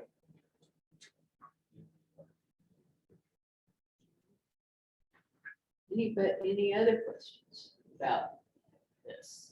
I have a sample motion, if someone wants to make it. Cynthia?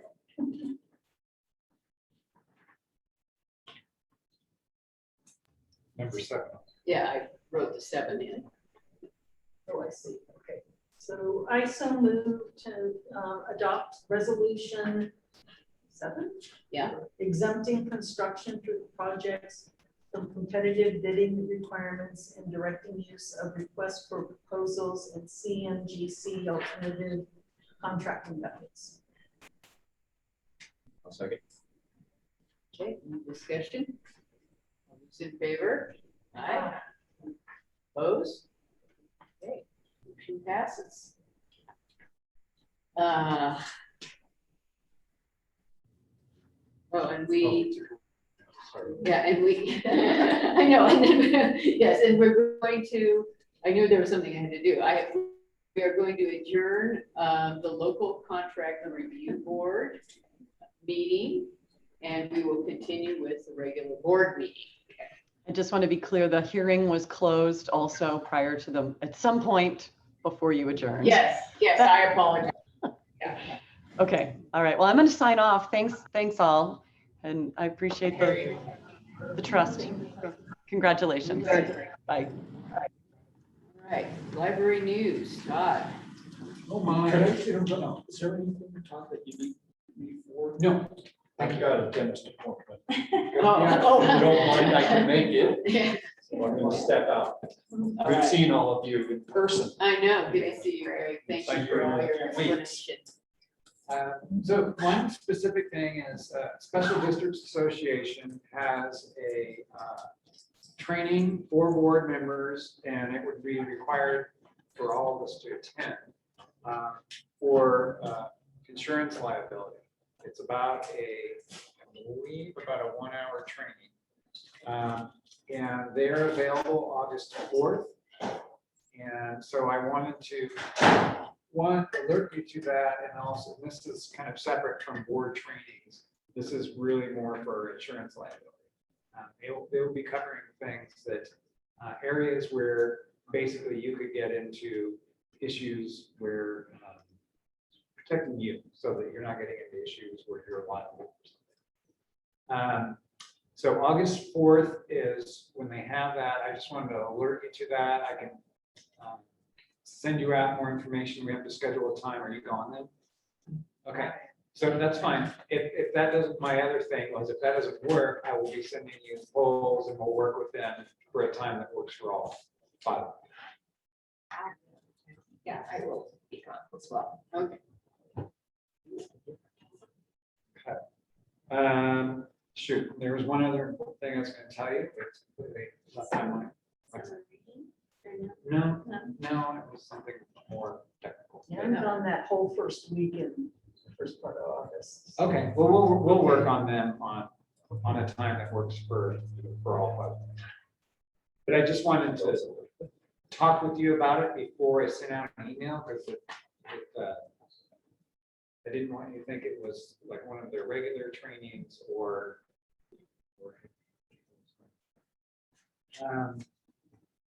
I think you've heard enough from me today, so I'm gonna stop with library things. Okay. I don't have much of a foundation update. We are we have 41 books left on the list to select for author, for novel idea for next year. So we're heavy into the reading. Heavy. You haven't narrowed any of them down? No, we threw out about 7 and they were all books that I had read already. So now I have 41 that I haven't read. What's the time limit? We tried to get them done by the end of August, no, And then, September. and then they give up the last 3 to Todd, and Todd has to choose. Yeah, so, but it is good. I mean, they're great books this year. There's some really good ones to choose from, so it's always interesting it's kind of like being in an amazing book club, so. And we are looking to get going on author for next year, so yeah, the foundation is busy and active and things are going well. So the next one is Collective Impact Ben. Not much of an update there. Collective Impact Ben is kind of a new group, and that is it's representatives board, a representative from the board and from the staff for the city of Bend, Bend's Parks and Rec, the school district, COIC, and I probably forgot something important. But basically, kind of getting together and seeing, are there issues that we're all dealing with that maybe we could join together on? Right now, our last meeting was just the staff of those groups, because we're kind of looking at a format where, as a staff, we kind of get together, do some research and come back maybe quarterly with the board members so that we're being a little more effective with their time. So that's kind of where we are right now. So, no big updates there. Okay, so self-review of the meeting. This is where we talk about how well we adhered to Carver and what we thought of the meeting. So I'll start down at the end with you, Cynthia. Okay. So Anne, it's nice to have you on board with us. Welcome to the board. It was a contentious meeting in part, but I guess we got through it okay. I'm hoping that everybody feels like they're being listened to and their thoughts are respected. I think that's really important. It's hard. This is the first time we've ever really been a divided board since I've been on it, and so it makes it a little bit more difficult to maneuver, but at the same time, I do hope that we all feel respected and listened to. What's great is always to hear what Greg has to say and to hear about how things are moving along, and I appreciate that. I can't think of anything else. Ray? Well, I want to welcome Ann to the board. Congratulations on your good victory. Bunny, happy you back in. Thank you. You won unopposed nicely, which is always the way to go. I like that much. That I tell people if anybody runs against me, I'm going to cry in public, embarrass them, and I feel bad. I'm of course disappointed that my motion didn't pass. We had a discussion on it. I got some interesting perspectives from the rest of the board. I hope you got perspective on my position. Great. CMGC is the way to go. I've always advocated for that. And we realize it will cost us more when we negotiate the GSP. We'll have less in cost overruns. So that's what counts. So what I'm interested in seeing when Greg laughingly said that it's a fluid situation with construction costs and materials and everything else. It's very fluid. Unfortunately, it seems to be going up and up and up. The sink is filling more and more. So it'll be interesting to see what our GSP comes back to. Hopefully we actually do have these projects. Otherwise, we're going to be having another very strong discussion about where we come. I think I just congratulations. I wanted to say something about Todd's presentation with the groups that you at the outreach, and it said, wow, I didn't know my library did that. We all think that, but then when you start digging a little deeper, it's the staff that made it happen. So I would like to kudos to the staff for that. As far as a contentious meeting, yes, but meetings with some contentious portion of it, I think are healthy. And so you get your feelings out and move forward. And I think this was a healthy meeting. So appreciate all that. Well, thank you very much for welcome to the board. Next time I'll be sure to eat lunch. But no, I very much appreciated the meeting today. Todd, your report on community involvement was very helpful. Overall, just the communication on the board, I think, is great. Greg always does a really nice job of keeping us, informed of what's going on. And I do appreciate the respect that the board has for everyone's opinion. I think we have an exciting next few months going forward. We've got a lot of projects to do, but I think this board will work together and come to what's in the best interest of Deschutes County. Right. Thank you. Yeah, no, I thought it was a hard meeting, but a good meeting. And I don't, I think it's a difficult situation because we do have divergent opinions. And there are divergent opinions out in the community as well, and I recognize that. And I think the thing I respect that not everybody agrees on this. And I also, as chair, know that it's partly my responsibility to keep the meeting moving along. And I did truly hear you, Ray. So, I mean, I didn't mean to cut off conversation, but I really heard what you said, and I respect your opinion. I just don't happen to agree with it. And I think we're gonna be faced with this as we go forward in the future. But I think Ann said it exactly right, that we're all here to do our best for the citizens of Deschutes County, for the whole county, and to create the best possible library facilities we can that are going to benefit everybody. And that's been one thing that this board has always kept laser focus on, is to help everybody have the best library system they can have. And I think that we'll get there, and it's going to, I think we will have some uncomfortable times in the future, but hopefully, with that groundwork of respect and realizing that we aren't all going to agree all the time, we will get there. And I welcome you to the board.